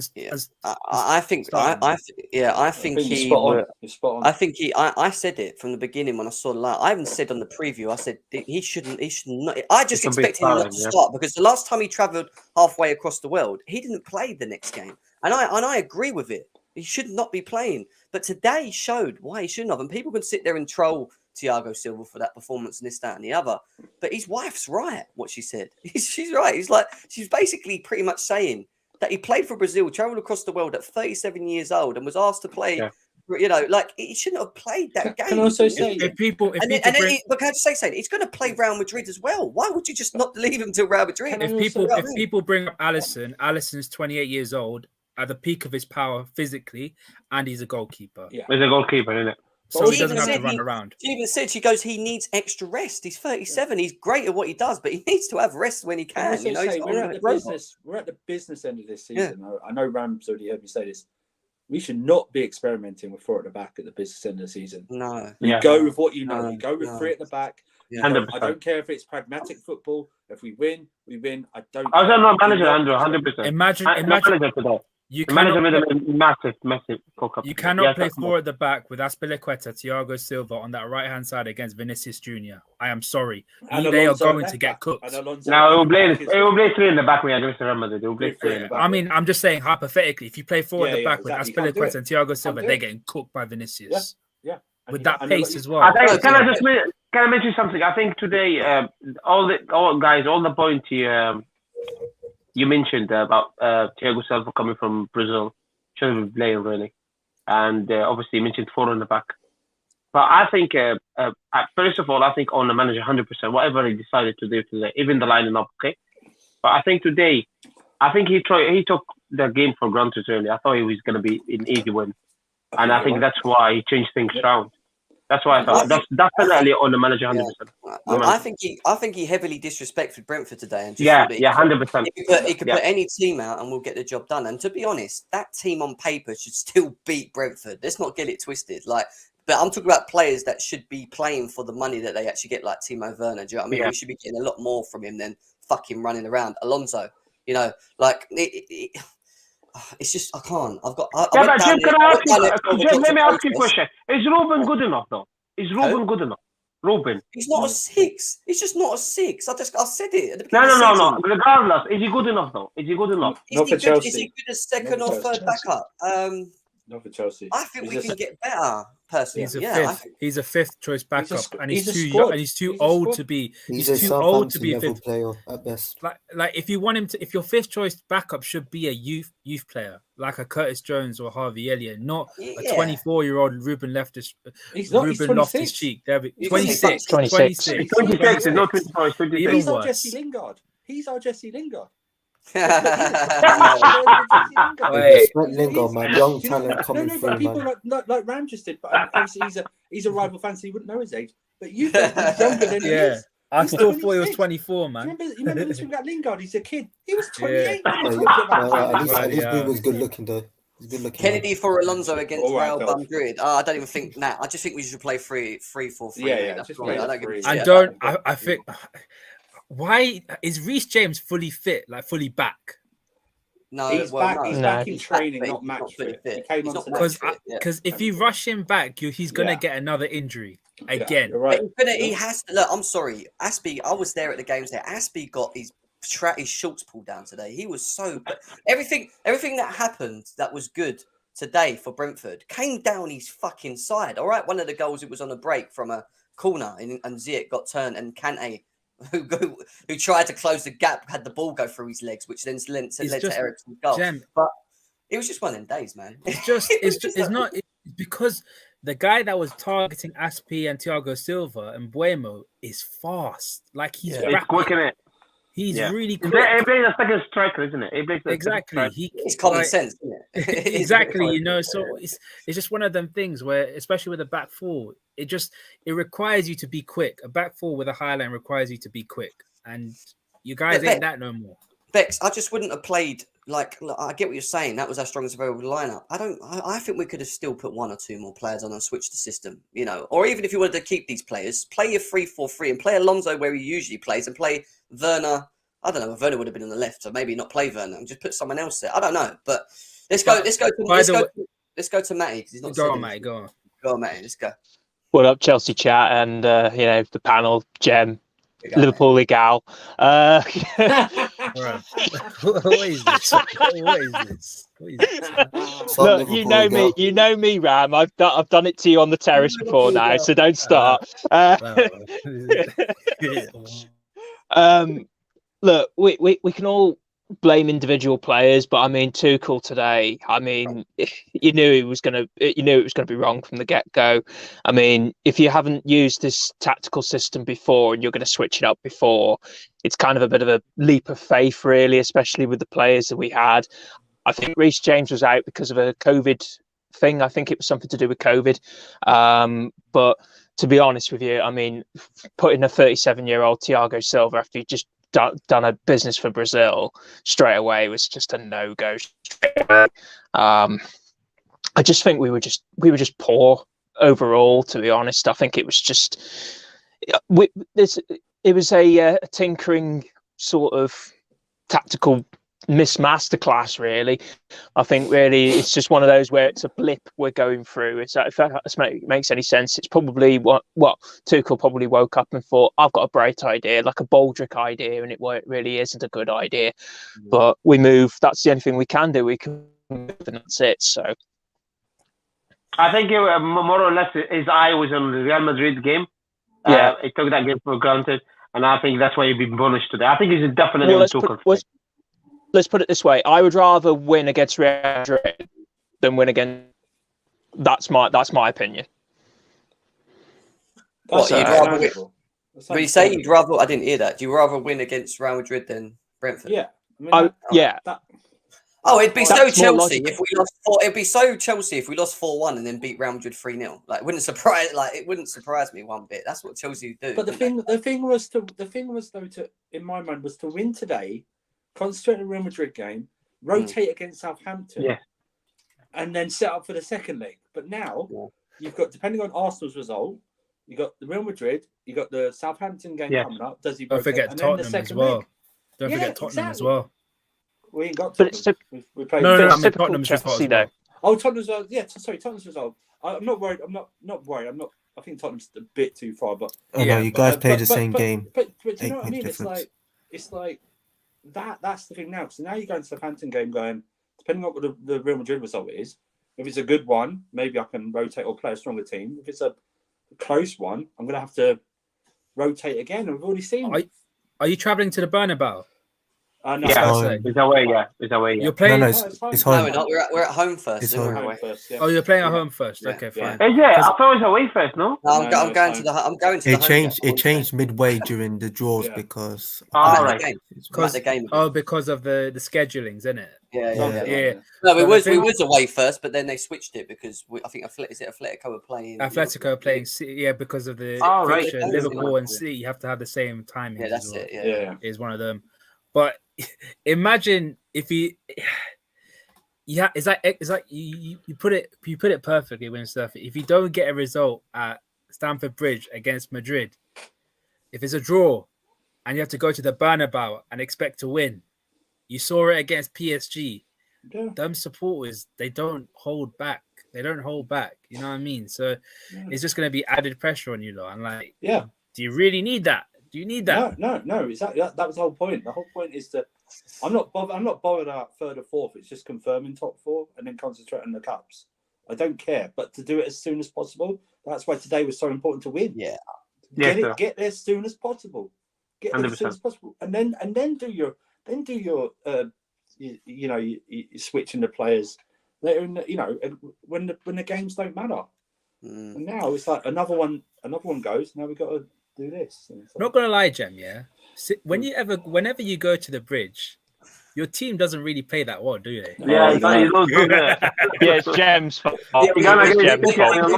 People keep saying that, but that ain't true because the last 3 games I went to, we won. So it's not. I know what you're saying. You played badly against Plymouth. I actually blame the person I was with because every time I'm with this person and we watch a game, first time he came to Chelsea ever, we lost 4-1, and he was just like, "Oh, fuck's sake!" Like, so I won't be going with him again. But yeah, look, I'm going Real Madrid. So if we lose to Real Madrid, then maybe I shouldn't go to another game. Let's just leave it. You guys should blame the free sponsorship. That's why you're losing games.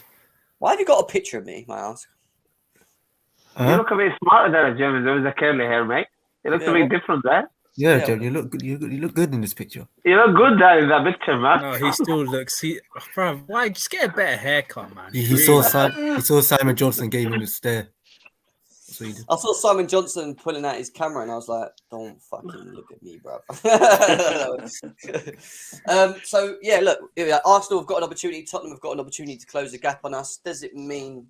Does it add pressure onto us in the Premier League? Of course it does, because I said that we need to win these games that we should be winning, and we should be beating Brentford at the end of the day. But hats off to them because they took their chances. They just took, they were clinical when they had their chances. Clinical, today. yeah. It's Oh, weird you to know see what? that for Brentford, because I know I was begging for this, but I'm actually quite happy Eriksen scored, man. Like, He I always really scores am. against us. Me and you stay. Remember when we said it? I said I guarantee He Eriksen. loves it against us. He Yeah, loves it, but innit? like with everything that's gone on and he scored, I'm properly happy. Like I rate Eriksen as a footballer. I think he wasted his career at Tottenham, but it's like I'm really happy that he scored. And you have to be a real dick to have a go at him, even if you're in opposition. You know, you can't Exactly. go, oh fuck. You have to go.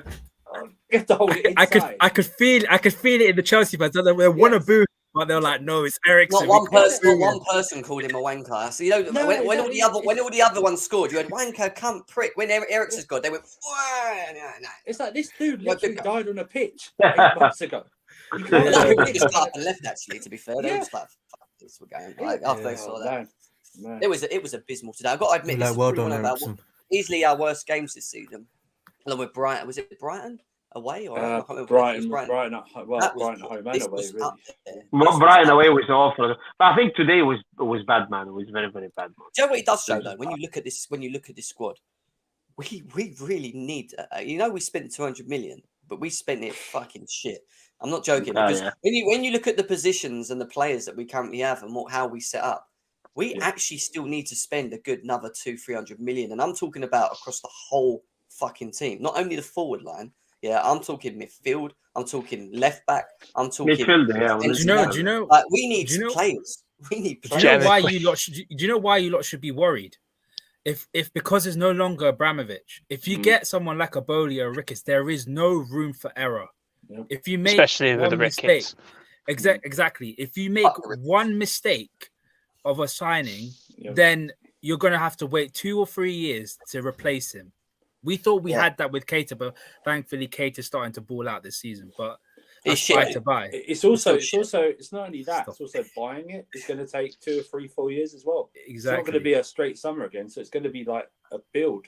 Do you think the Ricketts? Do you think the Ricketts adding this extra partners? I don't know if you saw the breaking news. They're adding some of the. Is it the Rock Nation Cleveland. and stuff? Rock Company. They're adding more partners. Do you think them doing that and funding themselves with guys with even more money is to actually try and be a little bit like Roman and just go, here you go, 300 million, spend your money? I think they don't want to spend as much money of their own. That's why they bring more people on.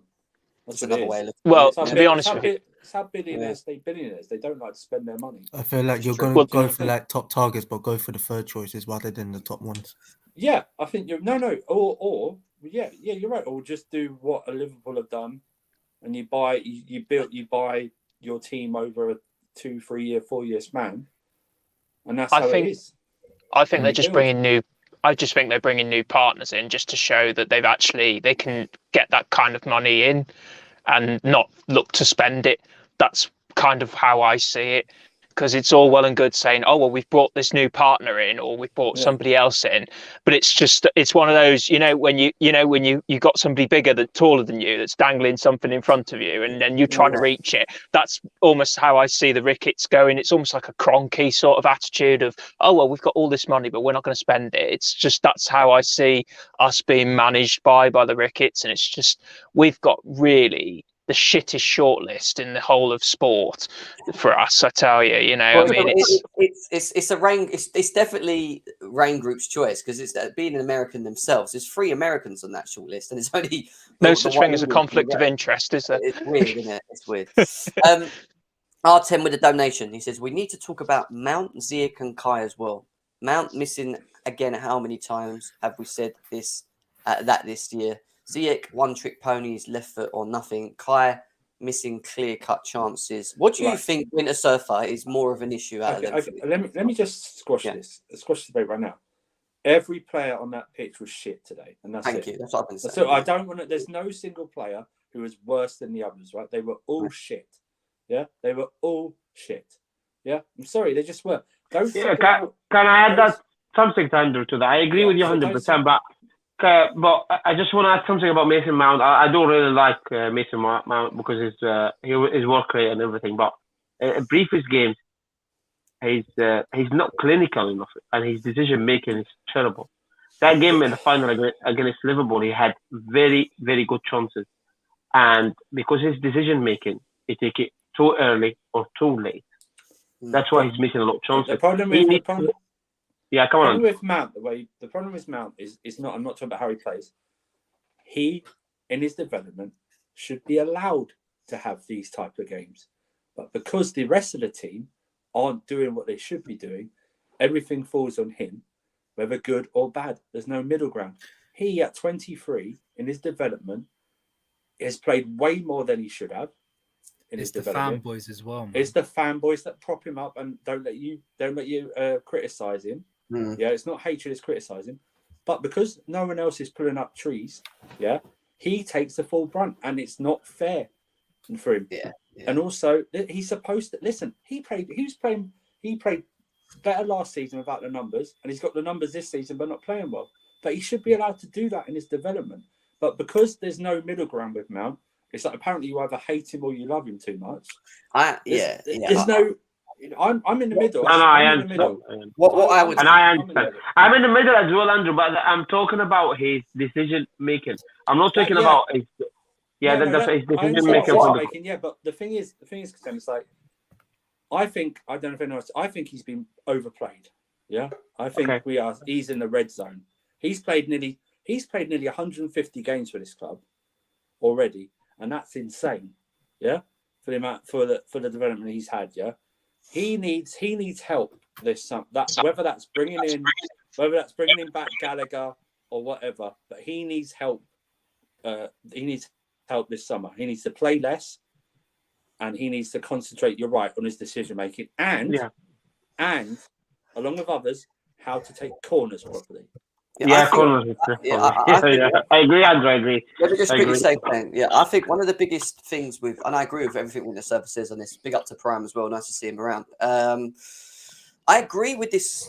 I think the issue that we have as a Chelsea fan base is that we have these, and I'm talking more about Mount and Kai Havertz right now when I talk about this. We have these young players that have come into the football club, and we'll start with Mason Mount, who has performed to a level in the first 2 seasons, even though when you look at our league position not being challenging and whatever, but getting Champions League, doing what he did, I think Mason Mount in them 2 seasons under Lampard was pivotal in everything that was good or what was good at Chelsea. And I feel that he set I feel like he set his standards higher. Yeah. And this season he's burnt out a bit. He doesn't look the same player. He's struggling to find that form that he did. The issue we have as a fan base is that we don't give youngsters opportunities. We still live in the era of when we had great players like Hazard, Pedro, Williams, numbers of them. I'm talking about players that were sort of in their primes, well ahead, 25s, 26s, 27s, but were, experienced winners. We're still living in a time of judging them like we did them players back then, but not realizing that we're completely different to what we are now to what we was then in terms of quality. And I agree with I can't remember who said it, if it was Winter Surfer that said it, but we overhyped this team. It's not that we overhyped this team. It's just that we don't give this team chance to actually grow under a manager that's not been here long enough and allow him to do what he needs to do with it. What he is doing at the moment is he's having to juggle with certain players to fit them in the team, and we're not benefiting from him. Like today, you play Alonso because we don't have Chilwell, and you play Werner on the left, who's just not a left, because you want to rest Pulisic, which I think who will play for Real Madrid against Real Madrid. Like we're kind of like at the moment, it must be hard to be Tuchel because he's got a balancing act on, and with Kai Havertz, he is a top talent, but Kai Havertz is still very young, and he's going to have games like he did today. Does he need to score more goals? Yes, of course he does. Is he an out-and-out striker? Ask Ram. He watched him at the Bundesliga, probably more than I did. No, he's not an out-and-out striker. He scores goals, but he's not an out-and-out striker. So what I'm trying to get at is to develop into what we want him to be under Tuchel, you have to give these players the time to do it. And we don't do that as fans. It's shit. Sell him. He's crap. Get rid of him. And that's what we like. We're just hotheads. Don't you also need like experienced players in there are just about to enter their prime to mesh with these young players? 100%. Because we can't again that. But Mount, I agree with the past 2 seasons he's been good or he's been great. But it's kind of tough to say that when our other forwards have just massively underperformed as well.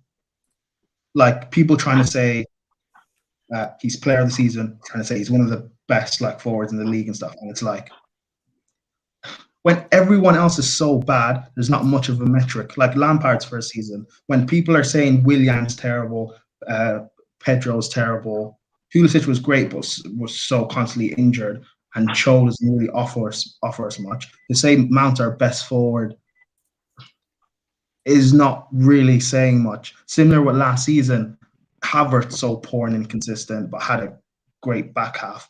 You know, people say Werner so bad. You have Ziyech was so poor, Callum poor, and Cho being Callum poor and Pulisic being injured. Mount being our best forward last season, again, to me, doesn't really say much because there's nothing to judge against. It's not as if, like, you know, I don't know, take Liverpool's team, for example. If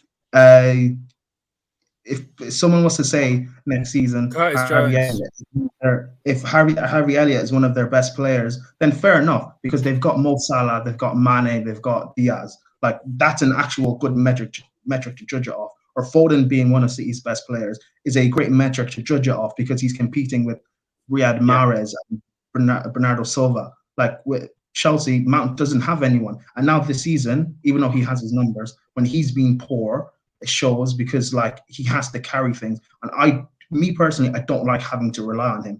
He's a kid. We shouldn't have to rely on young kids. We should have experience that they can just. 100 million on Lukaku. Experience. What are you doing? Again, stop focusing on. No, I'm just giving you. You're talking about experience, but you can't ignore that he's one of them players. Yeah. Is he not? I can't ignore what? Ignore that he's one of the experienced players that should be in the team that should be making differences. No, but again, okay. So talking about like the right players to see what we're actually trying to do. So stop mentioning Lukaku. My point being, we need. Because he has nothing to do with what I'm trying to say. Yeah, but you're just talking about experienced players mixing with inexperienced players. This is what I'm trying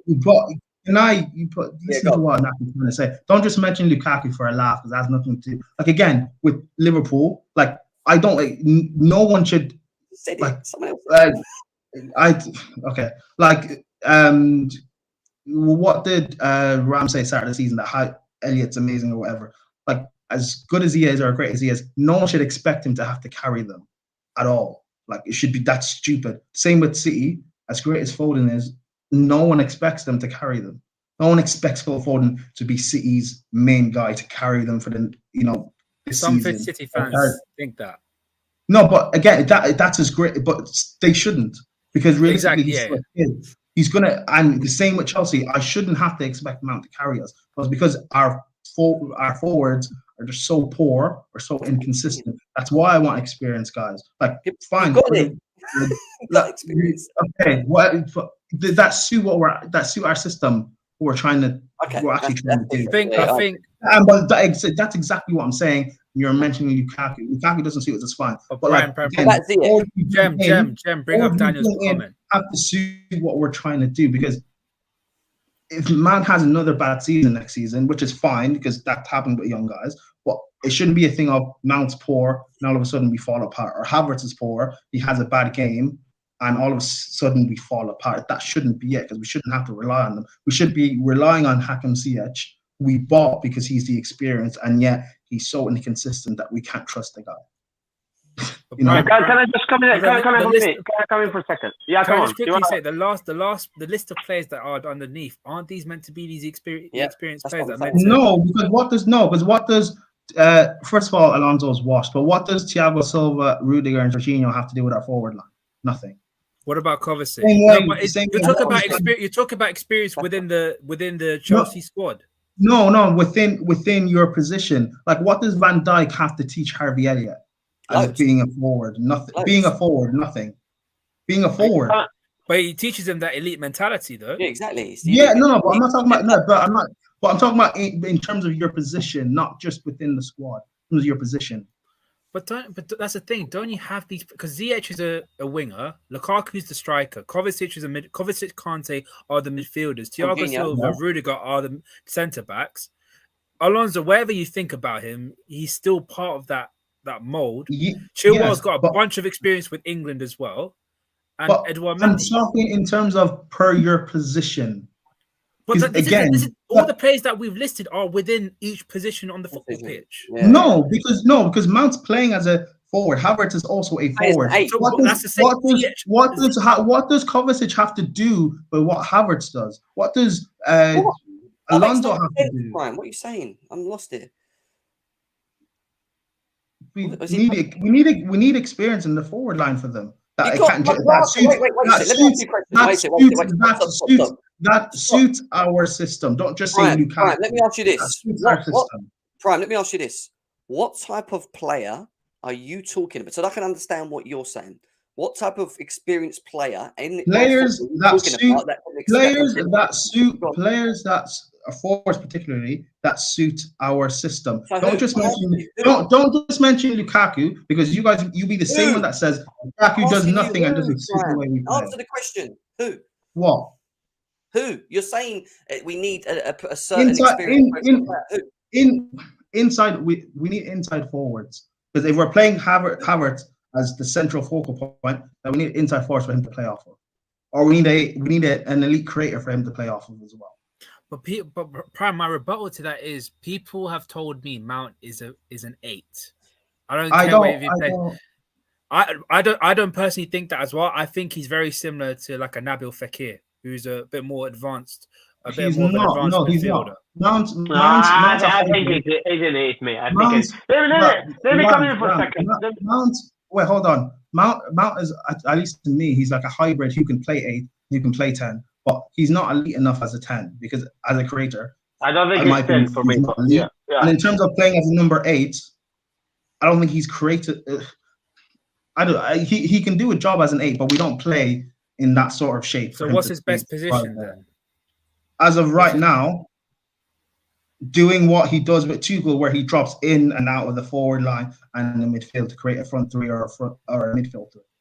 Doesn't Ziyech fit that mold? I'm sorry, Kasim. Doesn't Ziyech fit that mold? Because what Mount does. Because do you mean does Ziyech fit what Mount does? Yeah, because I actually used to do that quite a bit. He used to do that quite a bit, where he used to play as an advanced winger and drop deep, gather the ball, take it wide, and dictate play from there. Isn't that what Ziyech was doing at Ajax?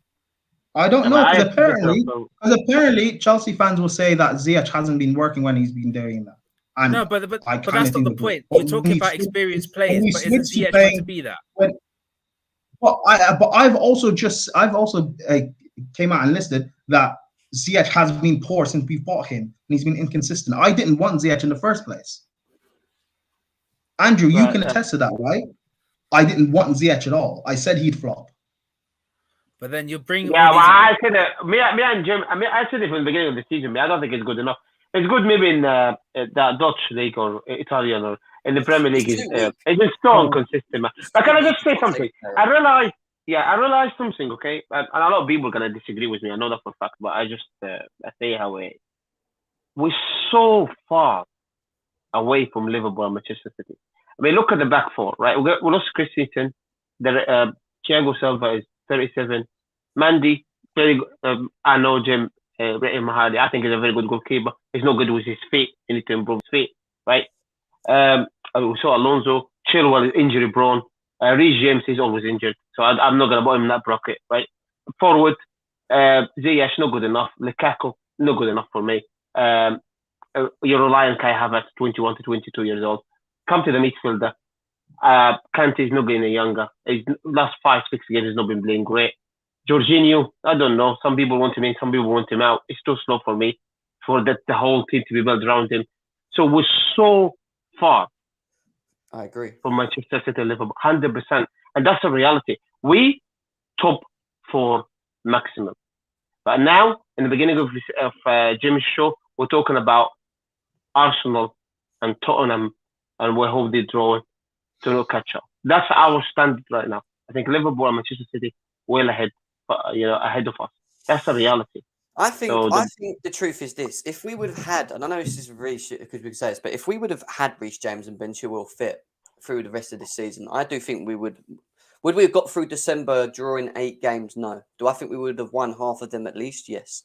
Do I think that we would potentially be in a better position points-wise than what we are now? Yes. Oh, I third do. would be wrapped. Third would be wrapped at least. Yeah. If Yeah, that was the worst yeah. case scenario, yes. But what I'm saying is, I still third think we is would have wrapped still up. been.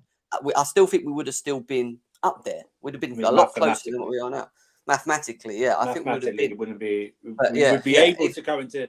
We'd be able to go into this game and not worry about Yeah, rotation. exactly. Yeah, well Exactly. played, Andrew. Well played, Andrew. You know what I mean? Yeah. It's the 100%, draws that. Listen, it's our first defeat since January in the league. It's the draws that killed us. I don't understand what Prime is saying. I don't know about experience before there. Just we got experience in the squad. The guys should be leading more. They're not taking ownership of their Yeah. experience in the squad, and that's the problem. Not just experience, like just better players in general. Better Again, players, I've been yes. saying this. Better Our players, forwards but- just aren't good, and they have let us down this season. Yeah, Yeah, 100%. they've let us Yeah. down for Yeah, I 4 agree. 5 years. Yeah. As forwards. They've let us down for 5 years. Brian, are they let us down or they're not good enough? You got to ask that question. Both. Are they good enough? Both. All of the Yeah. Well, I don't know because people will praise certain individuals and they've still let us down. Like all the expectations we had from everyone, they've just let us down. So you could say that's also part of it. They've let us down.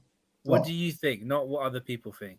What I think they have let us down because we needed them to do things and they haven't. Like, and it is what it is. It's more than that, Prime. Majority of them need to go.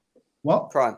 I think it's more than that, though. I agree with you. I think they have let us down, but I think We're lacking quality, man. We're lacking quality, bro. No, I think it's more of a thing of that we've picked we've brought individual players into this squad that are not the right profile of player for me, and not just that. The players that we have brought in, and I'm talking about Ziyech, Werner, more so.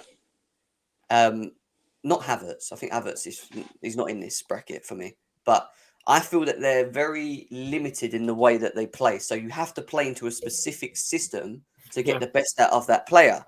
And the problem we've got a manager that likes to adapt to different types of systems. Yeah. And he wants players to be able to play in a certain way that he wants to play. The issue we have is we don't have the right profile player, which is versatile enough to be able to adapt to different systems. And we benefit. So if we switch from a 3 today to a 4, nothing much changes because the individuals, the main individuals or the core individuals that you got in there can adapt.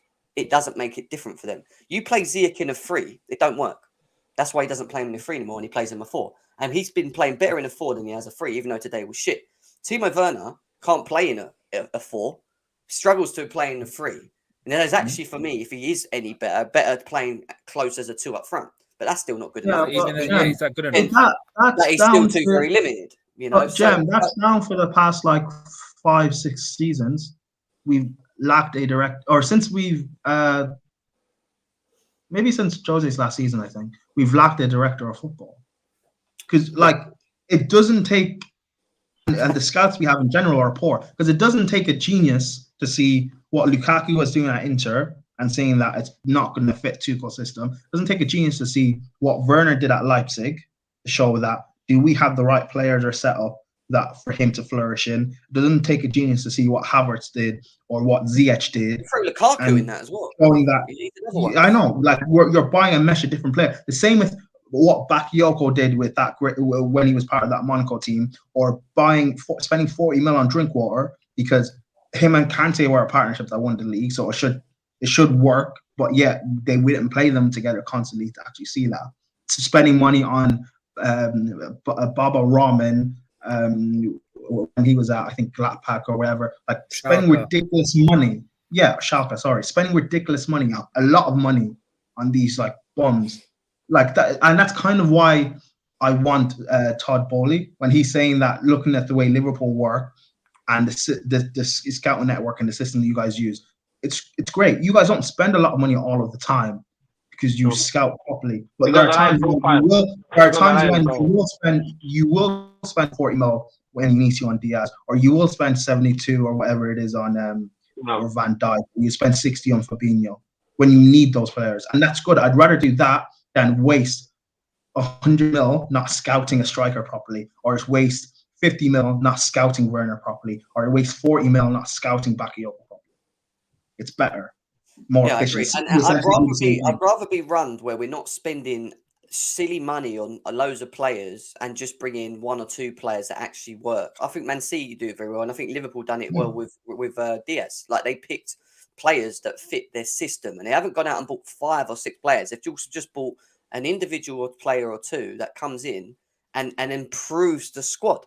What we've done is we've spent 200 million on 5 or 6 players, plus Lukaku. You can throw in there as well, and only one of them or 2 of them actually are okay and fit our system. Like it's weird. Like I don't know, man. I find it all a bit fucked up. But There's no structure. You're just going for the big names rather than finding someone. That's right. Yeah, I agree. It's not good enough. It Yeah, isn't good enough. and it's weird because Jim, I just wanted to thank you for having me. I appreciate I'm it, gonna go man. as well anyway. Yeah. Take care, man. Thanks for having me. Thanks, everyone. Take care. Have a good night. Take care. Have a good weekend. Take care, man. Okay, bro. Any final thoughts before we leave, guys? Because I'm going to finish off. I'm tired after today, going protesting and fucking watching that shit. Oh, I was he right. has a number I was 20. right. Fans should stop being reactionary about this result as well. All I want to say, I was right. Chelsea fans. Well, yeah, because we can't control rivals. They can do what they want. But like in terms of Chelsea fans, let's not be reactionary because of one result. No, look, I said it. That's why I said it. You know, we have to take it on the chin. We have to move. We've got more bigger games to come, and we're going to have to work even harder now to grow that gap away from. Hopefully, Arsenal don't win tomorrow. If they do, it's 2 points. Oh my it just God. puts a bit of pressure on us. Fine, but we've still got to play them. They've still got Ram, to are play. you seeing this? They've still got They've still got to play Man United. You know, they've still got to play. Do you know what I mean? It's hard enough games for them. Arsenal they won't be. They're not a problem for us. Like again, like what? Because for months now, Arsenal fans have been saying that we're stuck into the top 4 race. Whether or not Chelsea are consistent enough, it maybe doesn't even necessarily matter per se. Because are Arsenal good enough to suck us back into it? No, because of the big They teams. could be. I don't think it's right to say definitively no. They're going to do it I don't think so. Because again, the big teams they have to play us. They have to play Spurs. They have to play United. Do they? Yeah, West Ham. Yeah, like they got odd games. You have to get through those games. So like that's why I'm saying no. And I know we lost to Brentford today, but like in general, our backup players, like a week before a few days before we have to play a Champions League game or we have to play the semi-final in the FA Cup. Yeah. Like our backup players are good enough to get a result against these lesser sides. It didn't work out today, fair enough. But again, a midfield of I don't want to see Ruben play again, but a midfield of like Kovacic and Saul or Kante and Saul or whatever is good enough to just get a result. And that's all that really matters. I think Saul could have done better than Ruben Loftus-Cheek in that number 6. I think the team's good enough. I mean, Sal's dead either way, so you won't see many games like today when it comes to Chelsea. I don't think. You know, I think Tuchel will shake it out of him. He will ask for more moving forward, and I think he'll get the system right next time. And that's why I don't panic because we before this game we were on a run of about 10 wins. I'm saying, you know, we can put this together and we get it on. It's just how we respond in the Real Madrid game, and he better set up that team right.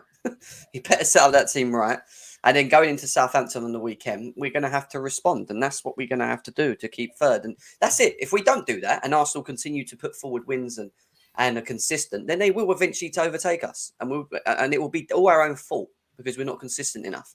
It don't matter if you guys win the trophy at the end of the day. I mean, we've already won 2 trophies. I mean, like the domestic and Champions League, because Arsenal fans will. I think you guys won't care about if the Arsenal finish above you and win the Champions League. But Arsenal fans will because they're just fucking. Like, you see it already. Like in theory, like honestly, if you don't win the league, does it matter if you finish 2nd or 4th? No, it doesn't matter. No, it's the same position. Yeah, like bragging rights, yes, fine, but again, it doesn't matter. Imagine if for instance you're right, finish 4th in the Champions League, and it doesn't matter. Guys, make sure you smash that like button. As always, get this over 100 likes, please, if you can. Subscribe to the channel as well. We're on the road to 5K. We're about, I don't even look. Alisson for player of the season. Alisson's definitely not player of the season. Nah, man. I have to manifest it. Go and win the Premier League. Why is Alisson player of the season? No. Oh no, I'm not. No, I'm just curious. Why is it? No, let me just quickly. Why is he a player of the season?